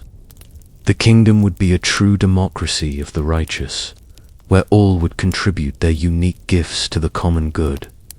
When the followers of Jesus began to spread throughout the Mediterranean world, they carried with them not only the memories of their master's teachings, but also the ancient prophecies that had shaped their understanding of his significance. Among these sacred texts, the Book of Enoch held a place of particular reverence, for its visions of the Son of Man seemed to provide a divine blueprint for understanding the nature and mission of the one they called Christ. The early Christian communities found in Enoch's prophecies a rich vocabulary for expressing their faith in Jesus as the divine Son of Man. The parallels were striking and numerous. Like Enoch's Son of Man, Jesus claimed authority to judge the living and the dead. Like the figure in the visions, Jesus spoke of his pre-existence and his role in the final judgment. The similarities were so pronounced that some early Christian writers directly cited Enoch as prophetic proof of Jesus' divine nature and messianic mission. The Epistle of Jude, which found its way into the Christian New Testament, openly quoted from the Book of Enoch, treating it as divinely inspired scripture. The author wrote with confidence that his readers would recognize and accept the authority of Enoch's prophecy about the coming judgment. This casual citation suggests that the Book of Enoch was not considered a fringe text, but was widely known and respected within early Christian circles. And Enoch also, the seventh from Adam, prophesied of these, saying, "Behold, the Lord cometh with 10,000s of his saints, to execute judgment upon all, and to convince all that are ungodly among them of all their ungodly deeds which they have ungodly committed." The influence of Enochic literature extended far beyond direct quotations. The very structure of early Christian eschatology, the belief in the second coming of Christ, the final judgment, the resurrection of the dead, and the establishment of God's kingdom on earth, bore the unmistakable imprint of Enoch's visions. Christian preachers who proclaimed the coming day of wrath were drawing from a well of imagery that had been dug centuries earlier by the ancient patriarch. Early Christian theologians found in the Book of Enoch a sophisticated angelology that helped them understand the cosmic dimensions of their faith. The detailed descriptions of angelic hierarchies, the accounts of spiritual warfare between good and evil forces, and the explanation of how supernatural beings influenced human affairs, provided a framework for understanding the spiritual battles that Christians believed they were fighting. The book's emphasis on the corruption of knowledge and the importance of divine wisdom resonated strongly with Christian communities that saw themselves as possessing special revelation from God, just as Enoch had received hidden mysteries through divine visions. Christians believed they had access to spiritual truths that were hidden from the wise of this world. The pattern of revelation through chosen vessels, established in the Book of Enoch, became a model for understanding how God continued to communicate with humanity through prophets, apostles, and inspired teachers. Christian monastics and ascetics were particularly drawn to Enoch's example of righteousness in a corrupt world. The ancient patriarch who walked with God and was taken up to heaven without experiencing death became a model for those who sought to live holy lives in the midst of worldly temptation. The detailed descriptions of heavenly worship in the Book of Enoch influenced the development of Christian liturgy and provided inspiration for those who dedicated their lives to prayer and contemplation. The book's concern for social justice and its condemnation of the wealthy and powerful who oppressed the poor found eager acceptance among early Christian communities that often consisted of slaves, women, and other marginalized members of society. Enoch's prophecies of divine judgment against the mighty and vindication for the humble provided comfort and hope to those who suffered under Roman rule and social inequality. Early Christian art and literature bear numerous traces of an influence the imagery of the heavenly throne room, the description of angelic beings, and the symbolism of cosmic judgment that appear in Christian apocalyptic literature often echo themes and details first developed in the Book of Enoch. The famous visions recorded in the Book of Revelation, while unique in their specific content, employ a literary and symbolic framework that had been established centuries earlier in Enochic literature. As Christianity evolved from a small Jewish sect into a major religious movement that attracted followers from diverse cultural backgrounds, the question of which books should be considered authoritative scripture became increasingly pressing. The casual acceptance of Enochic literature that had characterized the earliest Christian communities gradually gave way to careful scrutiny and eventually to growing skepticism about the book's place in the biblical canon. The first rumblings of controversy arose from the book's detailed angelology and its explicit descriptions of sexual relationships between angels and human women. While earlier generations of Jewish and Christian readers had accepted these accounts as literal history, later theologians began to question whether such anthropomorphic descriptions of divine beings were compatible with developing doctrines about the nature of God and the spiritual realm. The book's claims about the origin of sin also created theological difficulties by attributing human corruption primarily to the influence of fallen angels rather than to human choice. The Book of Enoch seemed to diminish human moral responsibility in ways that made some church leaders uncomfortable. As Christianity developed, more sophisticated doctrines about free will and divine grace, the Enochic explanation of evil began to seem overly simplistic and potentially heretical. Doubts about the book's authorship began to surface as scholarly methods of textual analysis became more sophisticated. While earlier readers had accepted the book's claim to have been written by the antediluvian patriarch Enoch, careful examination of the text revealed linguistic and cultural elements that suggested a much later date of composition. The discovery that the book existed in multiple versions with significant variations between them further undermined confidence in its authenticity. The growing influence of Greek philosophical thought within Christian theology also created problems. For the Book of Enoch, the book's materialistic descriptions of heaven, its anthropomorphic portrayal of God, and its emphasis on bodily resurrection conflicted with the more spiritualized and abstract conception of the divine that was becoming popular among educated Christian theologians. The book began to seem crude and primitive compared to the sophisticated theological formulations that were emerging from the great centers of Christian learning.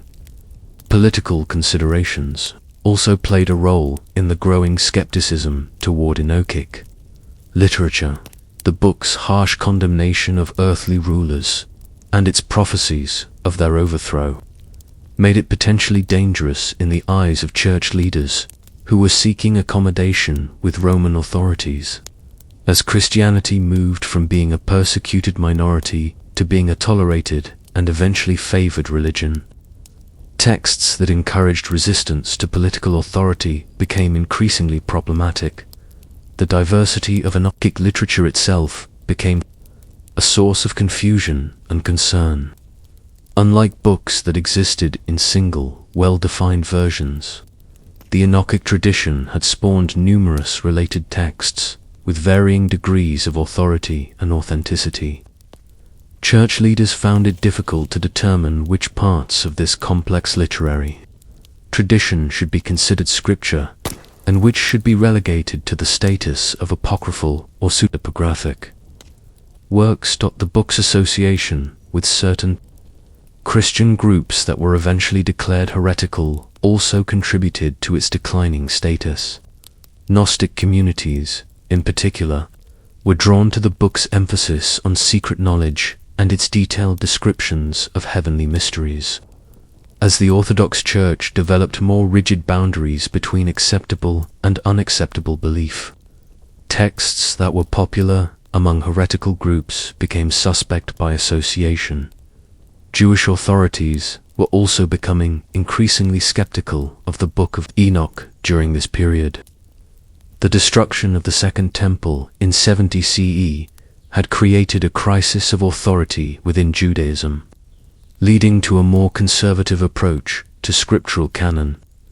The rabbis who emerged as leaders of post-temple Judaism were less inclined to accept the apocalyptic and mystical elements that characterized Enochic literature, preferring instead to focus on legal and ethical teachings that could provide practical guidance for Jewish life under foreign rule. Despite these growing controversies, the Book of Enoch did not disappear quietly from Christian consciousness. It continued to be copied and studied by monastic communities, particularly in the Eastern churches, where its mystical and apocalyptic elements remained more acceptable than in the increasingly rationalized Western Church.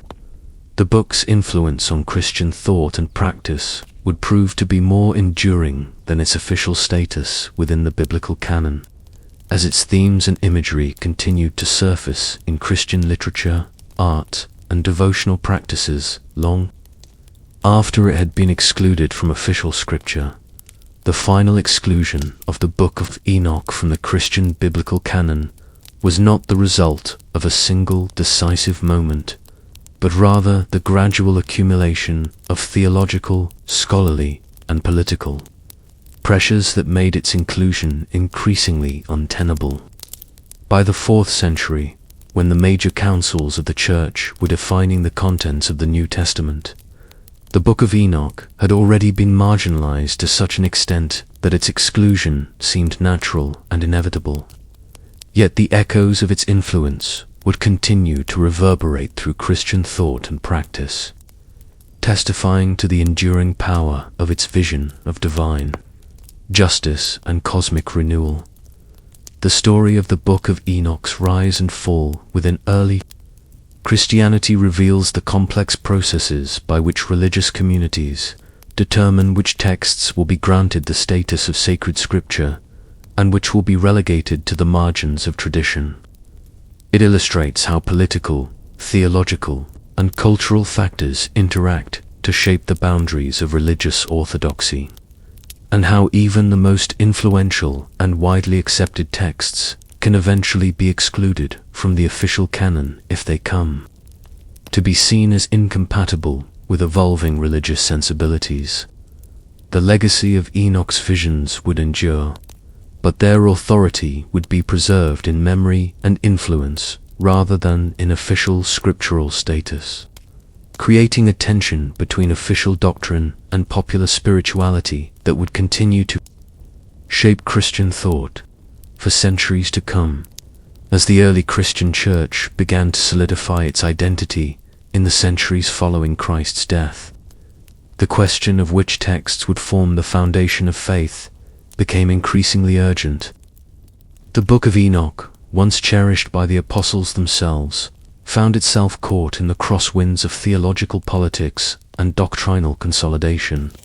The very visions that had once illuminated the path of early believers now seemed too dangerous, too expansive, too challenging to the emerging orthodox understanding of divine revelation. The Church Fathers of the 2nd and 3rd centuries faced an unprecedented challenge. Christianity was spreading rapidly across the Roman Empire, drawing converts from diverse backgrounds and cultures. With this growth came theological questions that demanded clear, authoritative answers. The multiplicity of texts claiming divine inspiration created confusion among believers. Some communities revered the Book of Enoch as sacred scripture, while others had never encountered it.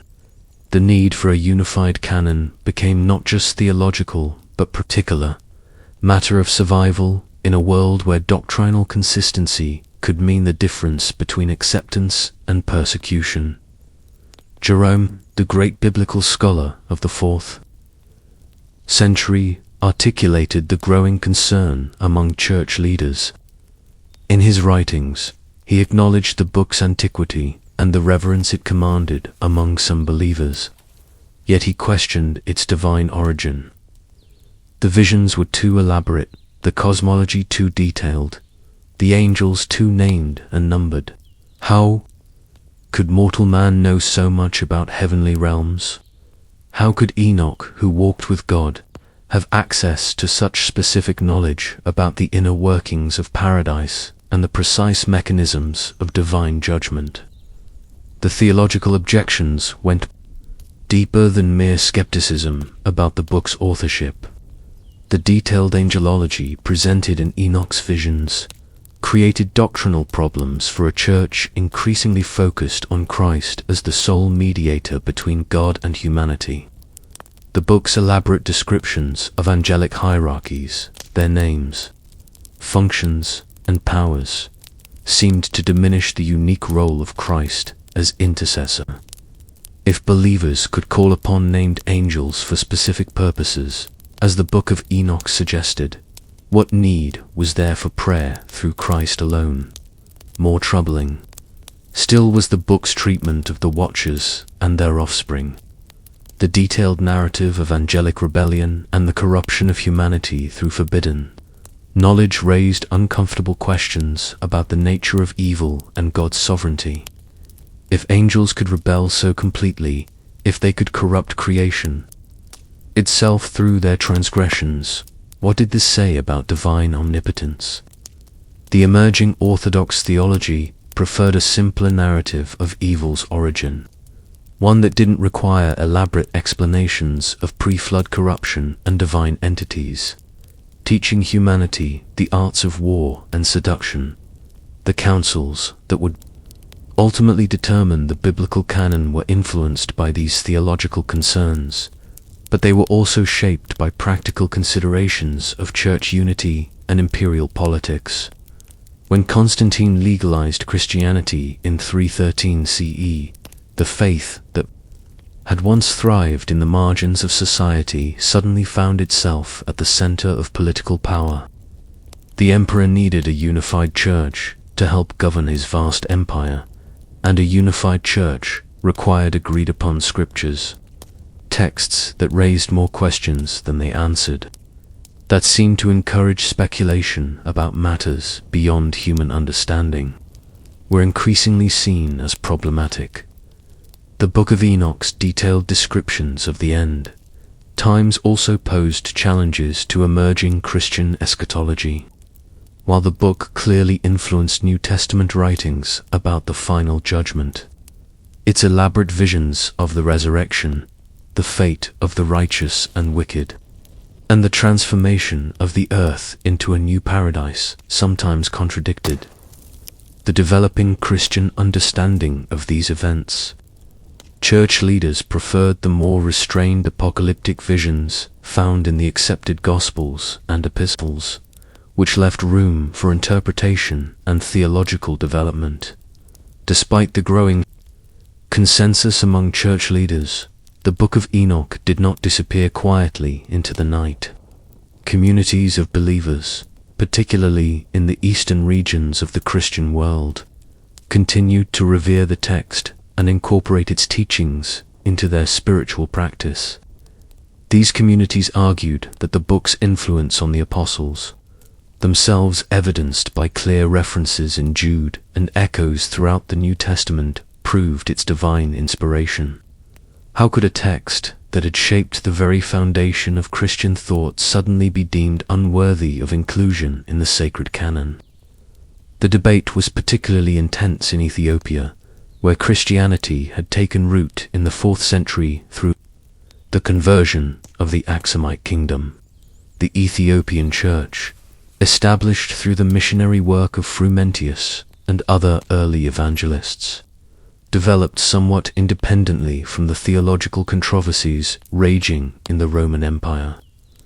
Distance from the centers of imperial Christianity allowed for a more inclusive approach to sacred texts. The Ethiopian believers, inheriting a rich tradition of Jewish literature and mysticism, found in the Book of Enoch a bridge between their pre-Christian understanding of the divine and their new faith in Christ. In the monasteries of Egypt and Syria, monks continued to copy and preserve Enochic literature, even as official church policy moved against it. These ascetic communities focused on direct spiritual experience and mystical union with the divine, found in Enoch's visions a kindred spirit. The book's emphasis on righteousness, its detailed descriptions of divine justice, and its promise of reward for the faithful resonated with their own spiritual journeys. In the quiet of their cells, illuminated by flickering candles, they continued to transcribe the ancient words, ensuring their survival for future generations. The scholarly community of Alexandria, long a center of learning and theological reflection, also resisted the complete rejection of Enochic literature. These learned men recognized the book's historical importance and its influence on Jewish thought during the crucial centuries before Christ's birth. Even if they questioned its canonical status, they understood its value for comprehending the religious and cultural context from which Christianity emerged. Their libraries continued to house copies of the text, preserved not as scripture but as historical documents worthy of study and reflection. Some theologians attempted to find middle ground, arguing that while the Book of Enoch might not belong in the canonical scriptures, it retained value as a witness to early Jewish belief and as a source of moral instruction. They pointed to its ethical teachings, its emphasis on justice and righteousness, and its warnings against corruption and evil. These elements, they argued, aligned perfectly with Christian moral teaching, even if the book's cosmological speculations went beyond what was necessary for salvation. The tension between official church policy and grassroots reverence for the text created a complex situation. While bishops and theologians debated the book's merits in council chambers and theological treatises, ordinary believers continued to find spiritual nourishment in its pages. The disconnect between scholarly rejection and popular acceptance would characterize the book's status for centuries to come, creating a persistent undercurrent of alternative Christian thought that valued direct revelation and mystical experience over institutional authority. While the Book of Enoch faced increasing marginalization in the broader Christian world, it found an unexpected sanctuary in the highlands of Ethiopia. The Ethiopian Orthodox Church, established in the 4th century and developing with relative independence from Roman and Byzantine Christianity, maintained a more expansive view of sacred literature. For Ethiopian Christians, the Book of Enoch was not merely an ancient text of questionable authenticity, was living scripture, as vital to their faith as the Gospels themselves. The reasons for Ethiopian acceptance of the book were both theological and cultural. Ethiopia's conversion to Christianity came through direct contact with the apostolic tradition, rather than through the later imperial Christianity of Rome. This earlier connection to the faith allowed for the preservation of texts and traditions that had been suppressed elsewhere. The Ethiopian Church Fathers, while aware of the debates raging in other Christian communities, felt no compulsion to conform to external pressure regarding their sacred texts. Moreover, the content of the Book of Enoch resonated deeply with Ethiopian religious sensibilities. The book's emphasis on divine justice, its detailed descriptions of the fate awaiting the righteous and the wicked, and its vision of a transformed earth where the faithful would dwell in peace aligned perfectly with Ethiopian theological understanding. The mountainous landscape of Ethiopia, with its dramatic peaks reaching toward heaven and its deep valleys shrouded in mist, seemed to mirror the cosmic geography described in Enoch's visions. The Ethiopian Church integrated the Book of Enoch into its liturgical life in ways that no other Christian tradition had attempted. Passages from the text were read during religious services, its ethical teachings were incorporated into sermons, and its visions of the end times informed the community's understanding of death and salvation. The book became not just a text to be preserved, but a living document that shaped the spiritual lives of Ethiopian Christians across generations. In the scriptoriums of Ethiopian monasteries, scribes worked tirelessly to ensure the book's preservation. Writing in Ge'ez, the ancient liturgical language of Ethiopia, they created beautiful manuscripts adorned with intricate illustrations depicting Enoch's visions. These illuminated texts, with their vivid images of angels and heavenly realms, brought the ancient visions to life for believers who might not be able to read the complex script.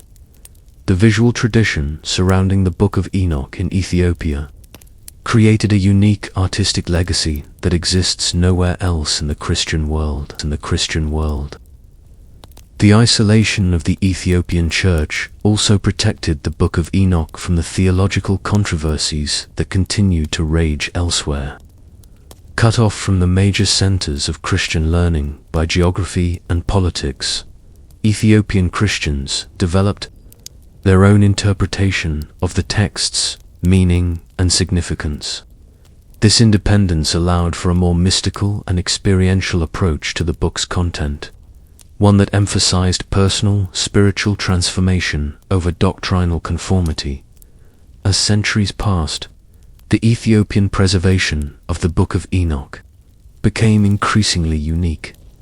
While fragments of the text survived in other languages and locations, only in Ethiopia did the complete work continue to be copied, studied, and revered as sacred scripture.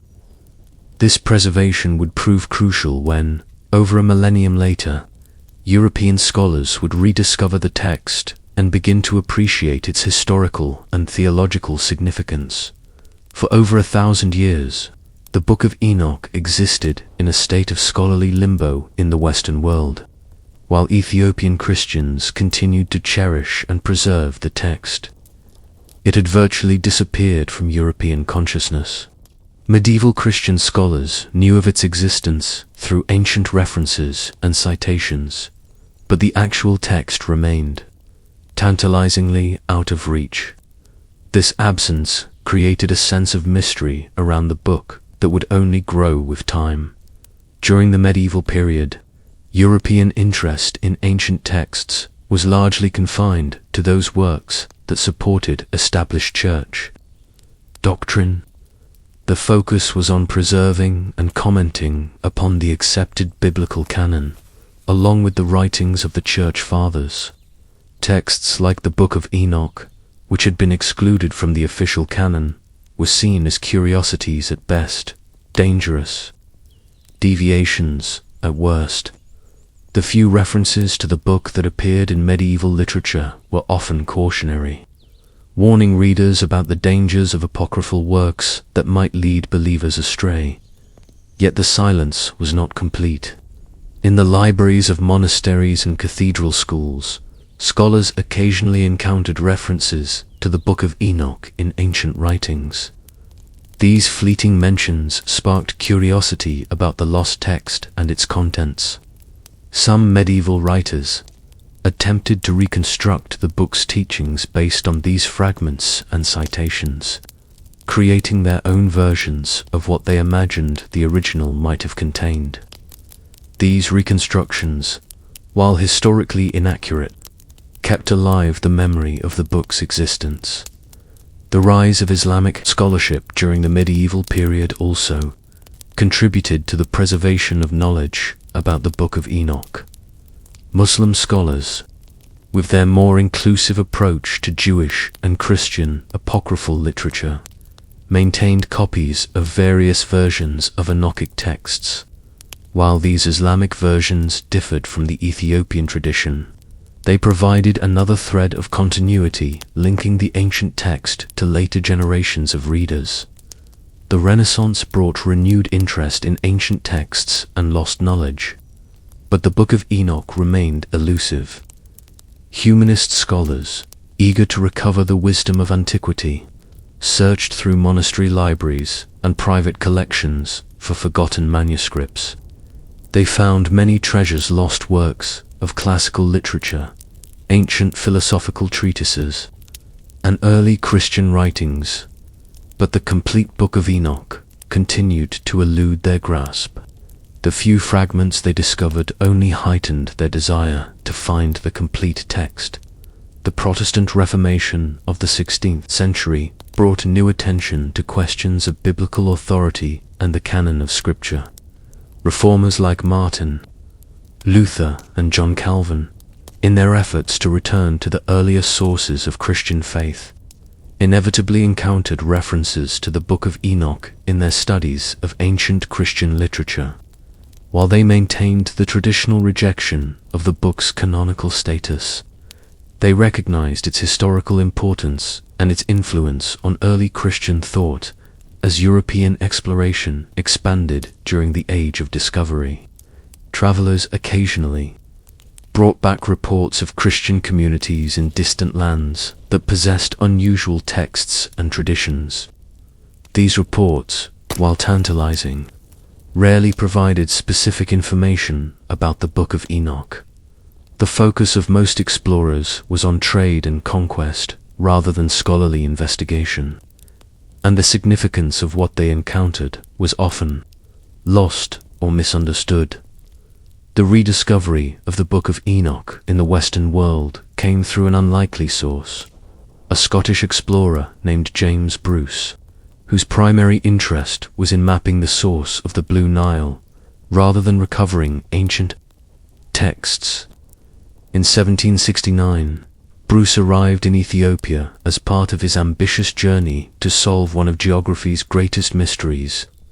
What he found there would revolutionize biblical scholarship and reintroduce the Western world to a text that had been lost for over a millennium.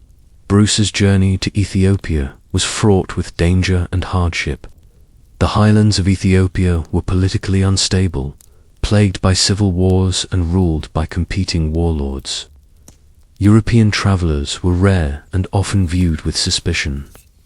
Bruce's success in reaching the Ethiopian court and gaining the trust of local rulers was a testament to his diplomatic skills as much as his determination. He learned to speak Amharic and Ge'ez, the liturgical language of the Ethiopian Church, which proved crucial to his later discoveries. During his stay in Ethiopia, Bruce was struck by the richness of the country's Christian tradition.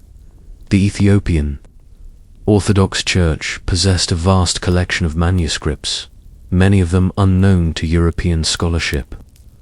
Among these treasures, Bruce discovered not one, but 3 complete copies of the Book of Enoch, written in Ge'ez and illuminated with beautiful artistic designs.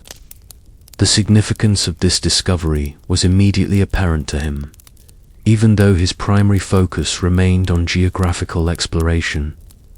The Ethiopian monks who showed Bruce their manuscripts were initially reluctant to allow him to study the texts closely, much less to take copies with him. The Book of Enoch was not merely a historical artifact to them, it was living scripture, central to their faith and practice.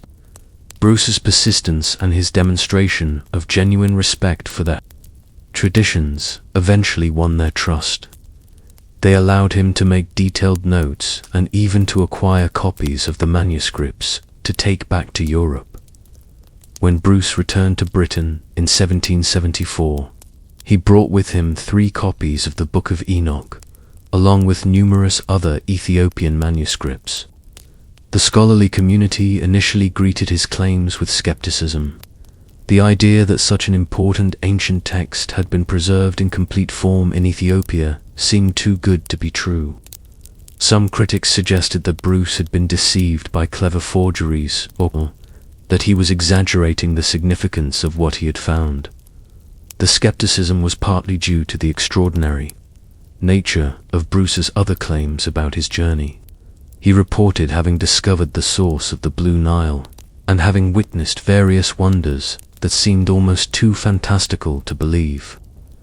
In the context of these seemingly exaggerated claims, his assertion that he had found the complete book of Enoch appeared to be another example of explorers' tendency to embellish their discoveries for dramatic effect.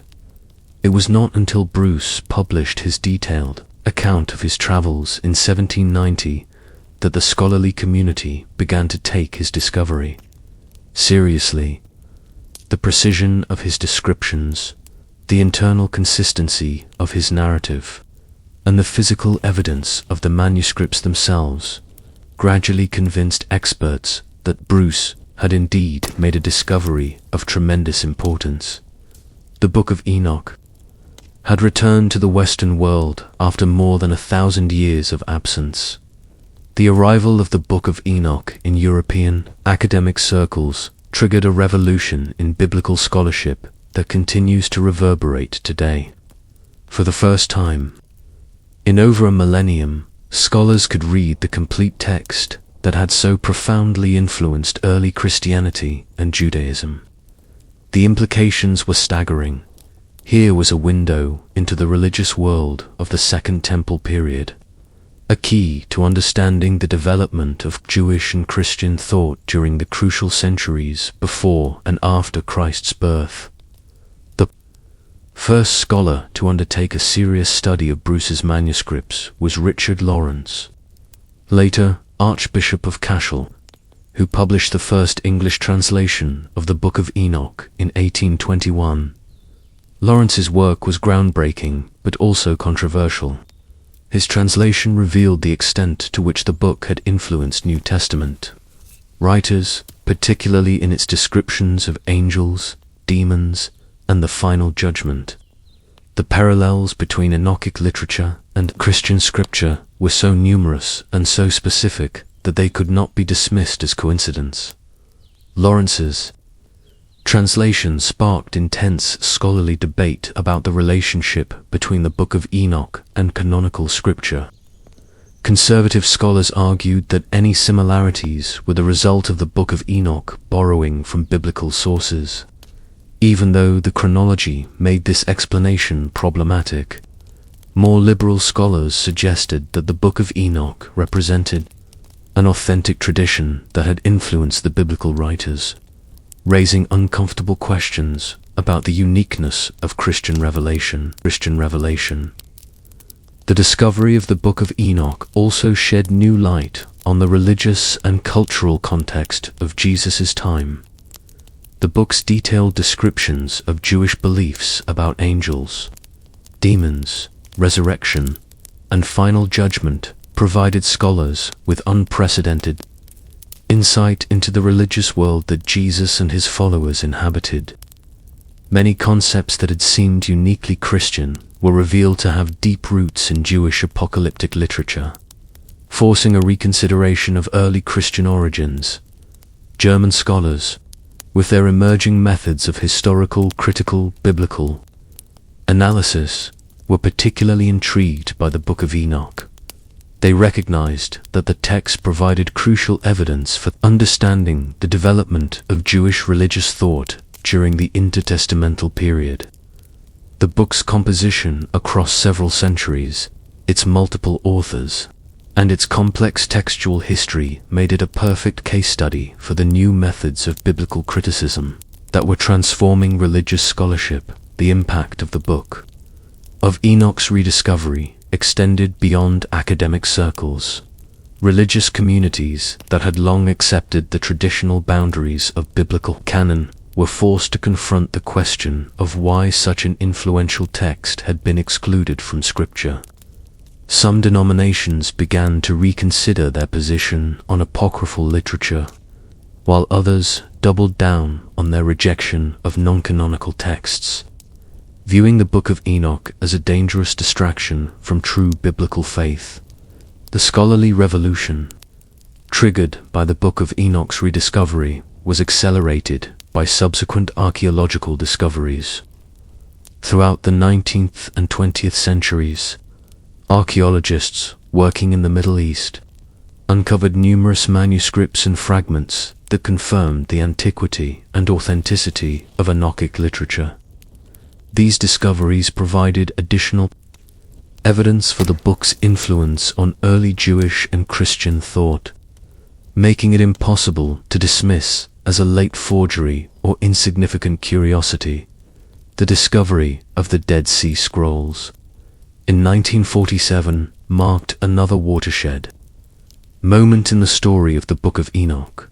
Among the hundreds of ancient manuscripts found in the caves near Qumran were multiple copies of Enochic texts, written in Aramaic and Hebrew centuries before the birth of Christ.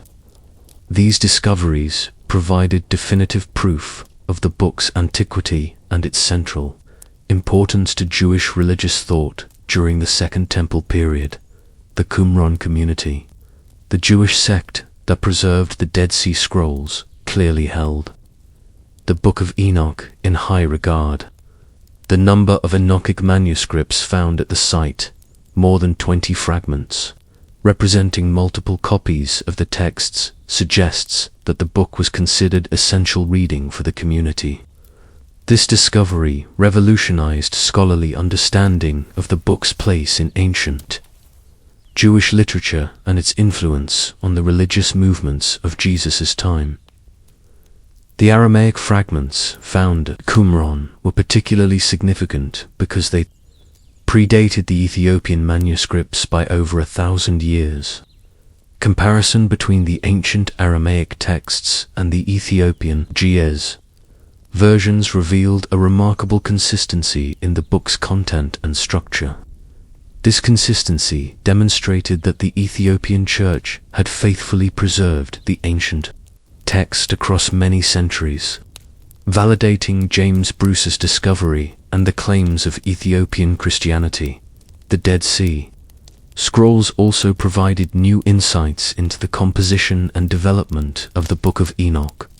Scholars could now see that the text was not the work of a single author, but rather a collection of related writings composed over several centuries. This complex literary history helped explain some of the inconsistencies and contradictions that had puzzled earlier readers, while also revealing the rich theological development that occurred within ancient Jewish communities. The discovery of Enochic literature at Qumran also shed light on the sectarian movements of Second Temple Judaism.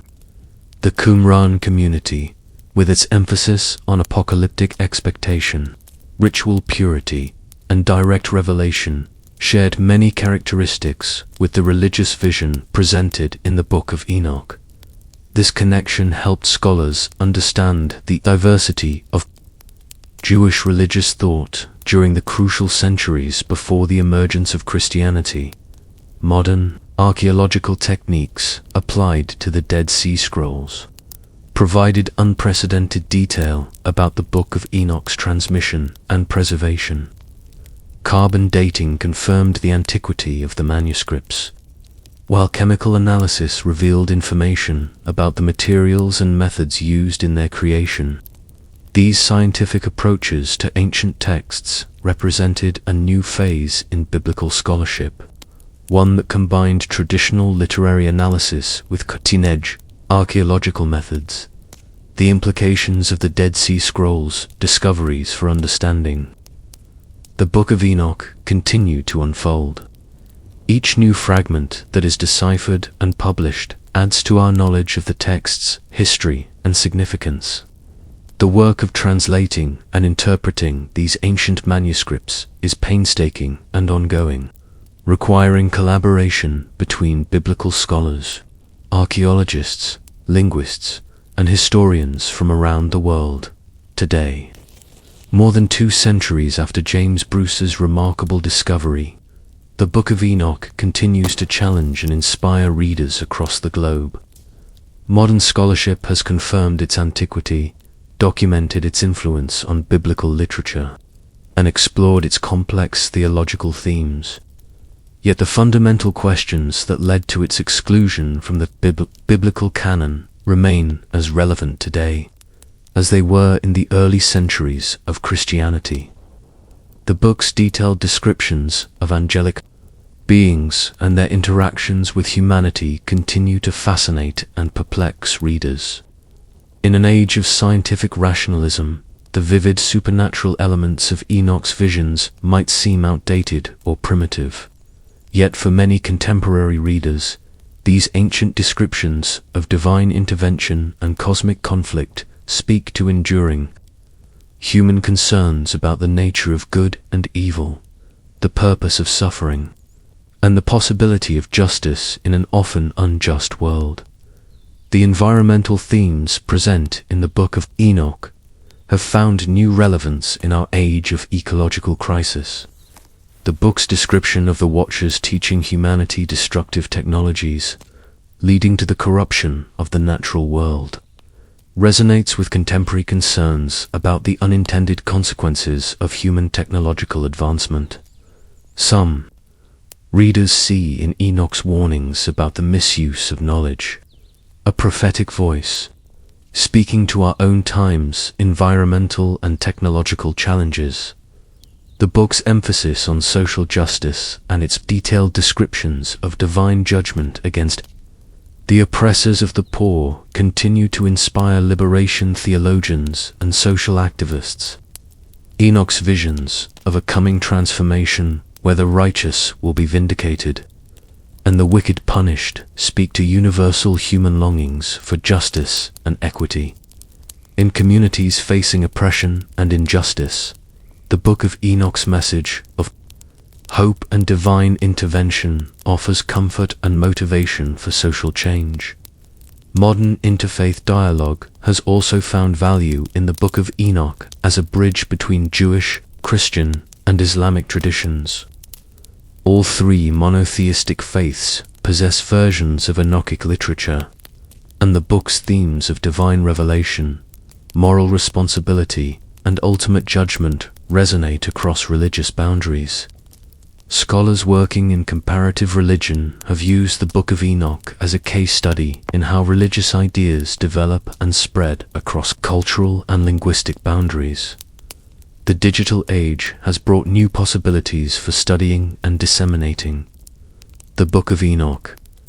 Online databases allow scholars to compare different manuscript traditions with unprecedented ease, while digital humanities projects are creating new tools for analyzing the text's language, themes, and historical context. The democratization of access to ancient texts through digital platforms has also made the Book of Enoch available to a global audience of general readers, sparking renewed interest in its message and meaning. Yet questions persist about the book's proper place in contemporary religious life. While few Christian denominations have reconsidered its canonical status, many individual believers find spiritual nourishment in its pages. The tension between institutional authority and personal spiritual experience that characterized the early church's relationship with the Book of Enoch continues to play out in modern religious communities. Some see this as a healthy diversity of spiritual resources, while others worry about the dangers of moving beyond established scriptural boundaries. The Book of Enoch's complex history of acceptance, rejection, preservation, and rediscovery raises profound questions about the nature of religious authority and the process by which sacred texts are recognized or rejected. The book's journey from apostolic acceptance to canonical exclusion to scholarly resurrection illustrates the dynamic and often contentious process by which religious communities define their sacred literature. These historical lessons remain relevant for contemporary discussions about religious authority, scriptural interpretation, and the relationship between tradition and innovation in religious life as we stand at the threshold of new discoveries and interpretations. The Book of Enoch continues to serve as a reminder of the rich complexity of ancient religious thought and the ongoing relevance of ancient wisdom for contemporary spiritual seekers. Its story is far from over, as each generation of readers brings new questions, new insights, and new applications to its ancient visions of divine justice, cosmic conflict, and ultimate redemption. The text that once walked with angels in the highest heavens now walks among us still, carried forward by the faithful in Ethiopia, preserved by scholars in libraries around the world, and discovered anew by each reader who opens its pages with wonder and hope. In its journey from ancient revelation to modern rediscovery, the Book of Enoch embodies the enduring human quest for understanding, meaning, and connection with the divine mysteries that lie beyond the boundaries of ordinary experience. The forbidden book speaks still, its voice echoing across the centuries like wind through mountain passes, carrying whispers of ancient wisdom and eternal truths. In the silence between its lines, in the spaces between its visions, lies an invitation to journey beyond the familiar boundaries of conventional faith into the vast expanses of spiritual possibility. The book that was deemed too dangerous for the biblical canon continues to challenge readers to expand their understanding of divine revelation and human destiny. And so the story continues. Written not in ancient manuscripts, but in the hearts and minds of those who encounter its message. The Book of Enoch, banned from the Bible, yet preserved by the faithful, rejected by councils, yet cherished by communities, lost to the West, yet treasured in the East, stands as a testament to the persistence of truth and the power of ancient wisdom to speak across the ages. Its legacy is not contained in any single manuscript or tradition, but lives on in the ongoing human quest for understanding, justice, and connection with the divine. In the end, perhaps the greatest truth revealed by the Book of Enoch is not found in its visions of angels or prophecies of judgment, but in its testament to the enduring human desire to understand our place in the cosmic order and our relationship with the divine. The book that was once too dangerous for the biblical canon continues to offer its ancient wisdom to those brave enough to seek truth beyond the boundaries of conventional understanding, reminding us that the deepest mysteries of existence cannot be contained within the covers of any single book, no matter how sacred it may be deemed. The stars that witnessed Enoch's ascension still shine in the darkness above, indifferent to the debates of theologians and the decisions of church councils. The mountains where he walked with angels still stand, weathered by time but unchanged in their essential nature. The questions he asked about justice, suffering, and divine purpose remain as urgent today as they were 3 millennia ago. In the space between earth and heaven, between the known and the unknowable, between the accepted and the forbidden, the Book of Enoch continues its eternal vigil, waiting for each new generation to discover its ancient secrets and eternal truths. The forbidden chronicle closes, but its echoes linger in the silence that follows, like dust settling after a great wind, like starlight reaching earth from distant suns. The words of Enoch drift through time, finding their way to hearts ready to receive them. The book that was banned from the Bible has written itself into the larger story of humanity's search for meaning, ensuring that its voice will never be completely silenced, its vision never entirely forgotten. What they deemed too dangerous to include, time has proven too precious to lose. In the margins of accepted truth, in the spaces between canonical certainties, ancient wisdom continues to whisper its secrets to those who dare to listen. The Book of Enoch, forever forbidden, yet eternally preserved, stands as a testament to the persistence of truth and the power of ancient visions to illuminate the path forward into an uncertain future. Thank you for joining us on this journey through the forbidden pages of history. If these ancient stories have moved you, if they've sparked your curiosity about the hidden corners of our shared past. Please take a moment to like this video and subscribe to our channel. Share these timeless tales with others who might find wonder in the whispers of history. Your support helps us continue exploring the forgotten stories, the banned books, and the silenced voices that shaped our world. Together, we can ensure that these ancient wisdom traditions continue to find new hearts and minds in our modern age.